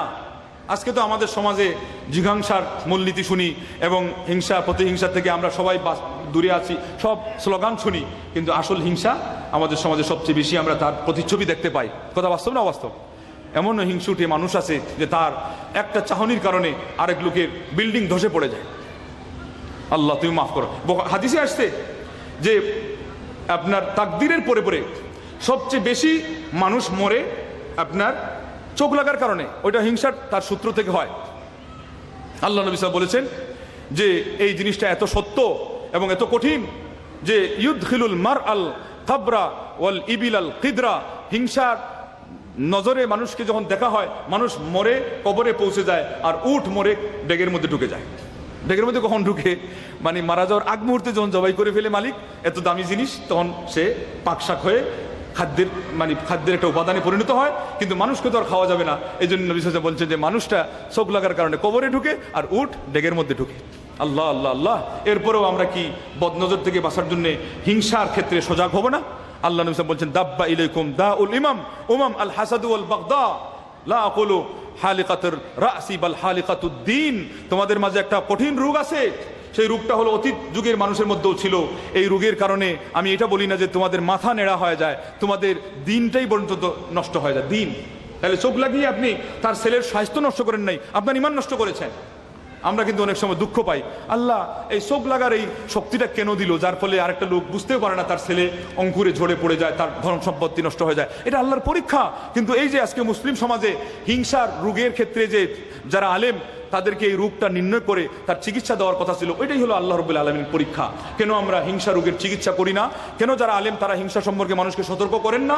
কেন আমরা প্রত্যেকে আত্মশুদ্ধির আলোতে নিজের অন্তরকে যদি আমরা বলিয়ান করতে চাই, আলোকিত করতে চাই, তবে হিংসা সম্পর্কে কেন আমরা সজাগ হই না? এটাই তো কথা ছিল। কিন্তু আমরা রোগের জায়গায় রোগ রেখে দিয়ে এরপরে ওই লেভেল আর প্রলেপ আর মূড়কে আমরা ব্যস্ত হয়ে যাই। এই প্রলেপ, আমার এই মূড়ক, আমার এই মানে সুন্দর মণ্ডিত আপনার এই ইয়ে আছে, আপনার ওই ফর্মালিটি আছে, এই আপনার সুন্দর একটা কভার আছে, এটা নিয়ে আজকে আমরা ব্যস্ত হয়ে গেছি। বলেন এর কারণে আমরা ক্ষতিগ্রস্ত হচ্ছি কি হচ্ছি না? প্রচুর পরিমাণে ক্ষতিগ্রস্ত হচ্ছি। যাই হোক, যার ফলে আমি আগেও বলেছিলাম যে দাওয়াত দিতে গেলে আল্লাহ রাব্বুল আলামিনের দ্বীনের যে আসল যে বিষয় সেটা হলো তাওহীদ, সেটা ফলো করতে হবে। আর যিনি দাওয়াত দিবেন উনি সর্বপ্রথম গুরুত্বপূর্ণ বিষয়কে ফলো করবেন। গুরুত্বপূর্ণ বিষয় ফলো করতে গেলেই তার যে ইসলাম বলেছে প্রথম যে অঙ্গন ব্যক্তি গঠন করা, এরপরে পরিবারকে মানুষ বানানো, তাদেরকে নেক বানানো। সূরা তাহরিমের 6 নম্বর আয়াতে আল্লাহ পাক বলছেন ইয়া আইয়ুহাল্লাযীনা আমানু কু আনফুসাকুম ওয়া আহলিকুম নার। হে মুমিন সম্প্রদায়, তোমরা নিজেদেরকে এবং পরিবার পরিজনকে জাহান্নামের আগুন থেকে বাঁচাও। এবং এখানে আপনি সর্বপ্রথম তাইলে বোঝা গেল চিন্তাটা করবেন নিজে। চাচা আপন জান বাঁচা আমরা বলি না, ইমান বাঁচানো ফরজ, জান বাঁচানো ফরজ আমরা বলি না, তাইলে নিজের জান বাঁচানো আগে ফরজ। আরেকজনকে বাঁচাইতে গিয়ে যদি দেখা যায় আমি ভুল করে ফেললাম, আমি সিরিয়াল ভঙ্গ করে ক্ষতিগ্রস্ত হলাম, ইসলাম এটা চায় না। এই জন্যে আজকে আমাদের দাওয়াতের বরকতে যে অভাব হচ্ছে, দাওয়াতের বরকতে সেটা হলো বেশি খাইতে গিয়ে আমরা কমও পাই না, আমও হারাই, সালাও হারাই। আপনাকে গঠন করার প্রসঙ্গ আগে রাখবেন, পরিবার পরিজনকে মানুষ করার জন্যে, তাদেরকে বিদ্যা বুদ্ধিতে বলিয়ান করার জন্যে। বিশেষ করে মা বোনরা আজকে আমাদের সমাজে বঞ্চিত, অবহেলিত। তারা না জুমার খুতবা শুনতে পায়, তারা না গঠনমূলক কোনো আলোচনা শুনতে পায়। আমরা তাদেরকে রেখে দিয়েছি গৃহিণী বানিয়ে, তাদেরকে রেখে দিয়েছি শিক্ষা দীক্ষার আলো থেকে দূরে, আর একদল খালি নারীর অধিকার আর সমান অধিকারের দোহাই দিয়ে বুঝাচ্ছে তাদেরকে উপরে তুলেছে। আসল যে অধিকার ছিল সেটা হলো তাদেরকে জ্ঞানের আলোতে আলোকিত করা। কথা ঠিক না বেঠিক? কেননা ওই জায়গাতে যত বেশি বিদ্যার আলো যাবে, সে তার একটা সুবাদ সন্তানদের উপরে পড়বে। প্রথম যে শিক্ষাগুলো বিসমিল্লাহ বলা, আলহামদুলিল্লাহ বলা, মানুষকে দেখা হতে গেলে সালাম বলা, আদব আখলাক, এগুলো কে শিক্ষা দিবেন? কোন শিক্ষিকা? মা। আর উনি কখন শিক্ষা দিবেন? যখন তিনি শিখবেন। এই জন্যে মহিলা সমাজে ইসলামের যে একটা শিক্ষা দীক্ষা, ইসলামী সংস্কৃতির যে একটা সুবাদ ছড়িয়ে দেওয়া, এটা কিন্তু আজকের যুগের বড় একটা অভাব। আর এই অভাব যখন আমরা নির্ণয় করতে পারবো, তখন আমাদের একটা দায়িত্ব আমাদের ঘাড়ে এসে চাপবে। সেটা হলো মা ও বোনদের ক্ষেত্রে দ্বীনি ইলম এবং দ্বীনের আলো তাদের সমাজে ছড়িয়ে দেওয়ার প্রচণ্ড একটা চাপ আমাদের উপরে যে আছে, এই কথাটা অনুভব করে আমাদেরকে কর্মসূচি হাতে অবশ্যই নিতে হবে। তো আমরা আমাদের ব্যক্তি গঠন এবং পরিবার গঠনের ব্যাপারে গুরুত্ব দিব। সেই সাথে আমি চেষ্টা করব যে ইসলামে কোন জিনিসটা আগে পেশ করতে বলা হয়েছে, ঈমান আকীদা মূল কথা। এই জন্য বুখারীতে একটা হাদিস আসছে, মা আয়েশা রাদিয়াল্লাহু আনহা বলছেন, যদি আমার পিতা, আমার স্বামী আল্লাহর নবী সাল্লাল্লাহু আলাইহি ওয়াসাল্লাম কুরাইশদেরকে এসে বলতেন যে তোমরা জিনা করো না, তোমরা মদ পান করো না, তাহলে কুরাইশের একটা লোক নবীর দাওয়াত গ্রহণ করতো না। এই জায়গাতে কি মূলনীতি পাওয়া যায় দাওয়াতের ক্ষেত্রে? কিছু জিনিস এমন আছে যেটা গুরুত্বের দিক থেকে পিছনে, কিন্তু মানুষের কাছে এটা পপুলারিটির দিক থেকে উপরে। তো ইসলাম বলেছে কঠিন যে জিনিসটা তাদের জন্য প্রয়োজন, সেই রোগী হিসাবে বুঝতেছে না কোন ঔষধ তার দরকার, আর সেই জায়গায় অপেক্ষাকৃত আরো হালকা রোগে আক্রান্ত আছে, এই রোগটা থেকে তাকে পরে মানে উদ্ধার করা যাবে, কিন্তু আগে আরেকটা রোগ দেওয়া দরকার আছে, ঔষধ দেওয়া দরকার আছে। এমন অবস্থায় তুমি ওইটাকে পিছিয়ে দাও, আর যেটা গুরুত্বপূর্ণ বিষয় সেটাকে আগিয়ে দাও, সেটা হলো ঈমান। এই জন্য 13 বছর তিনি কওলু লা ইলাহা ইল্লাল্লাহ তুফলিহু দিয়ে কাটিয়ে দিয়েছেন প্রায়। সেই সাথে যেমন ব্যক্তি গঠনে আপনার পরিবারের দায়িত্ব আসতেছে, পরিবারের গঠন কাজে সমাজের কিছু দায়িত্ব আসবে, ঠিক তদ্রুপ তাওহীদের মাসাইলে শরীয়তের বিষয় আসবে। এখন যেহেতু শরীয়তের বিষয় নাজিল হয়ে গেছে, আমাদের সামনে উপস্থাপিত হয়ে গেছে, নামাজের কথাও আসবে, কিন্তু এরপরও সদা সর্বদা মনে রাখতে হবে যে ঈমানের মাসালাগুলো আগে। আজকে আমাদের সমাজের একদল দায়ী এটাও ইসলাম ওইটাও দাওয়াত এই কথা বলে সুদ ঘুষকে এমন উপরে তুলে ধরেছেন যে যেখানে নামে মাত্র বাংলার জমিনে মুসলমান আছে ঠিকই 90 ভাগ, কিন্তু প্রকৃত ঈমান এবং আকীদার মাপকাঠিতে 90 ভাগ তো নাই। কথা কি বাস্তব না অবাস্তব? কথায় কথায় শিরিক আছে। ভাই আপনি ছিলেন বলে আমার এই কাজটা হয়েছে, আল্লাহ মানে আপনাকে আপনার হাওয়ালা করে গেলাম আমার ছেলে মেয়েকে। হাজী সাহেব হজে আসতেছেন আর হাওয়ালা করতেছেন তার ভাইকে ছেলে মেয়ের, এটা কি শিরিকি কথা? কি কথা না? যদিও বা ওইটাই বড় শিরিক না, কিন্তু ছোট শিরিক তো অবশ্যই। আর যদি এমন হয় যে আল্লাহর হাওয়ালার প্রসঙ্গটাই এখানে বাদ, যে আমার সব কিছুর দায় দায়িত্ব কোনো একটা মানুষের হাতে, তাইলে কিন্তু বড় শিরিক হয়ে গেল। আল্লাহ আল্লাহ ইন্না লিল্লাহি ওয়া ইন্না ইলাইহি রাজিউন। তাহলে আমাদের সমাজে কথায় কথায় শিরিক, পদে পদে শিরিক, কাজে কর্মে শিরিক, আকীদায় শিরিক, ওই যে জবাই করার ক্ষেত্রে মানতের ক্ষেত্রে আসে না নাই? তো এমত অবস্থায় আপনি কেন এই প্রায়োরিটিকে লঙ্ঘন করেন? তাহলে বোঝা গেল এই কথা মনে রাখতে হবে। ঠিক তদ্রূপ আলী এবং ইবনে মাসউদ রাদিয়াল্লাহু আনহু পর্যায়ক্রমে বলেছেন বুখারী শরীফের হাদিসে যে মা আনতা বিমুহাদ্দিসিন কওমান হাদিসান লাম তাবলুগ বিহি উকুলুহুম ইল্লা কানাত লিবাদিহিম ফিতনা। তুমি যদি কোনো সমাজে এমন কিছু কথা বলো যেই কথাগুলো তাদের এখনো বুঝে আসে না, আমাদের সমাজে অনেক লোক আছে যেই কথাগুলো তারা এখন পর্যন্ত পছন্দ করে না অথবা বুঝতে রাজি না, এর বিপরীতে মৌলিক জিনিসগুলো বললে, সুন্দরভাবে বললে, ইসলামী পদ্ধতি অনুযায়ী উপস্থাপন করলে তারা শুনতো, আপনি আবেগী হয়ে ওই জিনিসগুলোকে বাদ রেখে পিছিয়ে অন্যগুলো বলে দিলেন, যার ফলে তাদের ফিতনার কারণ হয়ে গেল। আজকে আমাদের সমাজে ইসলামের নামেও ফিতনা ছড়াচ্ছে কি ছড়াচ্ছে না? এমন কিছু উপস্থাপনা আছে, এমন কিছু কথা আছে যেই কথার কারণে মানুষের মধ্যে শুধু ইন্ধন যোগানো হয়, আগুন জ্বালিয়ে দেওয়া হয়, মানুষের মানুষকে ইমানের দিকে আকৃষ্ট করা সম্ভব হয় না। তাহলে হিকমত কই? আল্লাহ তো বলেন উদু ইলা সাবিলি রাব্বিকা বিল হিকমা, এরপরে বলছেন ওয়াল মাউইজাতিল হাসানা, সুন্দর পদ্ধতিতে মানুষকে আহ্বান করতে হবে এবং হৃদয়গ্রাহী ভাষণ এবং বক্তব্য দিয়ে মানুষকে আল্লাহর প্রতি আহ্বান করতে হবে। আল্লাহ আল্লাহ আল্লাহ। তাহলে আমার আরেকটা কথা মনে রাখতে হবে যে যেই কথাটা যেইভাবে উপস্থাপন না করার কারণে মানুষ গ্রহণ করলো না, আপনি হিকমতের উল্টা করলেন। এই জন্য ইমাম ইবনুল কাইয়িম রাহিমাহুল্লাহ কথা মনে রাখতে হবে, আল হিকমা হলো ফি'লু মা ইয়ানবাগি বিমা ইয়ানবাগি ফিল ওয়াক্তিল্লাযী ইয়ানবাগি। সময় এবং পদ্ধতি উপযুক্ত চয়ন করার মাধ্যমে যেই কাজটা উপযুক্ত হয়, যেই কথাটা সময় সাপেক্ষে হয়, যেই কথাটা অত্যন্ত অ্যাকুরেট হয়, ওইভাবে ওই কথাটা উপস্থাপন করার নাম হলো হিকমত সহকারে আল্লাহর দ্বীনের প্রতি দাওয়াত দেওয়া। বন্ধুগণ, অত্যন্ত গুরুত্বের বিষয়। আজকে আমরা আমাদের ব্যবসার পণ্যটা বাজারে যদি বাজারজাত করতে চাই এবং করতে যাই, আমরা কিন্তু হিকমত অবলম্বন করি। বড় বড় সুপার মার্কেটে দেখবেন যে ছোট্ট একটা পণ্যের উপরে অফার দেওয়া আছে। তাদের উদ্দেশ্য কিন্তু এটাই না, তাদের উদ্দেশ্য হলো আরও যে দামি পণ্যগুলো আছে সেগুলো বিপণন করা, বাজারজাত করা, সেগুলো চালিয়ে দেওয়া। তারা যদি তাদের সস্তা পণ্যকে বাজারজাত করার জন্য এই হিকমত অবলম্বন করে, আল্লাহর দ্বীনের দায় ইলাল্লাহ, আল্লাহ নবী মুহাম্মদ রাসূলুল্লাহ সাল্লাল্লাহু আলাইহি ওয়াসাল্লামে সারা জীবন এই হিকমত নিয়ে পরিব্যাপ্ত। তিনি কত প্রসেস এবং কত পদ্ধতি অবলম্বন করছেন। আমি যদি আল্লাহর প্রতি মানুষকে আসলেই ডাকতে চাই, আমার মনের ভিতরে ওই নবীর চরিত্রের যে দরদ, ওই নবীর মতো যেই পরিমাণ আপনার সাগরের চেয়ে আরও প্রশস্ত অন্তর, এটা আসা দরকার না? আল্লাহ নবী মুহাম্মদ রাসূলুল্লাহ সাল্লাল্লাহু আলাইহি ওয়াসাল্লাম ইহুদি সন্তান, তার পথে কাঁটা বিছিয়ে দিত। হঠাৎ করে কয়েকদিন দেখা গেল সে নাই, নবী সাল্লাল্লাহু তার বাড়িতে যাচ্ছেন, খবর নিতে ছেলেটা কোথায়। এমন কোনো দায়ী আছে আজকের বিশ্বে? ওই ছেলে কষ্ট দিয়েছে, আমরা তো হাতে তালি দিতাম। বাড়িতে গেছেন, গিয়ে দেখছেন সে মৃত্যুর সাথে পাঞ্জা লড়ছে।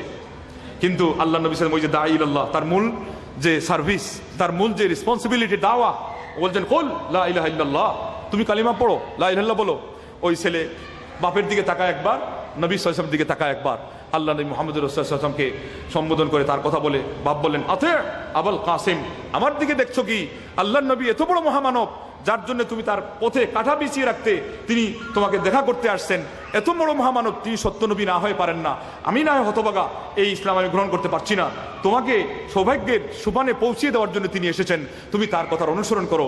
এই শিশু বাচ্চাটি কালিমা লা ইলাহা ইল্লাল্লাহ পড়লো, জান্নাতে চলে গেল। নবী মুহাম্মদ রাসূলুল্লাহ সাল্লাল্লাহু আলাইহি ওয়াসাল্লাম বললেন আলহামদুলিল্লাহিল্লাযী আনকাযাহু বি মিনান নার। ওই আল্লাহর প্রশংসা করছি যে আল্লাহ এই আমার মাধ্যমে এই ছেলেটাকে তিনি জাহান্নামের আগুন থেকে রক্ষা করলেন, উদ্ধার করলেন। বলেন আল্লাহু আকবার। এই পরিমাণ অন্তর, এই পরিমাণ সাগরের চেয়ে আরো বড় মানসিকতা আজকে কিন্তু আমাদের যদি নাও হয়, তো কমপক্ষে নবী সাল্লাল্লাহু আলাইহি ওয়াসাল্লামের চরিত্রের ঝলকটা তো আমাদের মধ্যে থাকতে হবে। কিন্তু দুঃখজনক হলেও সত্য, আজকে আমাদের দাওয়াতের যে ভাষা, পরিভাষা, সেটাও রাজনৈতিক হয়ে গেছে। সমাজটা যেন রাজনীতিতে এমনভাবে আক্রান্ত হয়েছে, কোরআন সুন্নাহর কথার মধ্যেও রাজনৈতিক পরিভাষা ব্যবহার করা হচ্ছে, উস্কানিমূলক কথা ব্যবহার করা হয়। এটা দাওয়াতি পদ্ধতির সম্পূর্ণ বিপরীত। এমনকি এরাই ইসলামকে ক্ষতিগ্রস্ত করার জন্য বহুলাংশে দায়ী। কেন?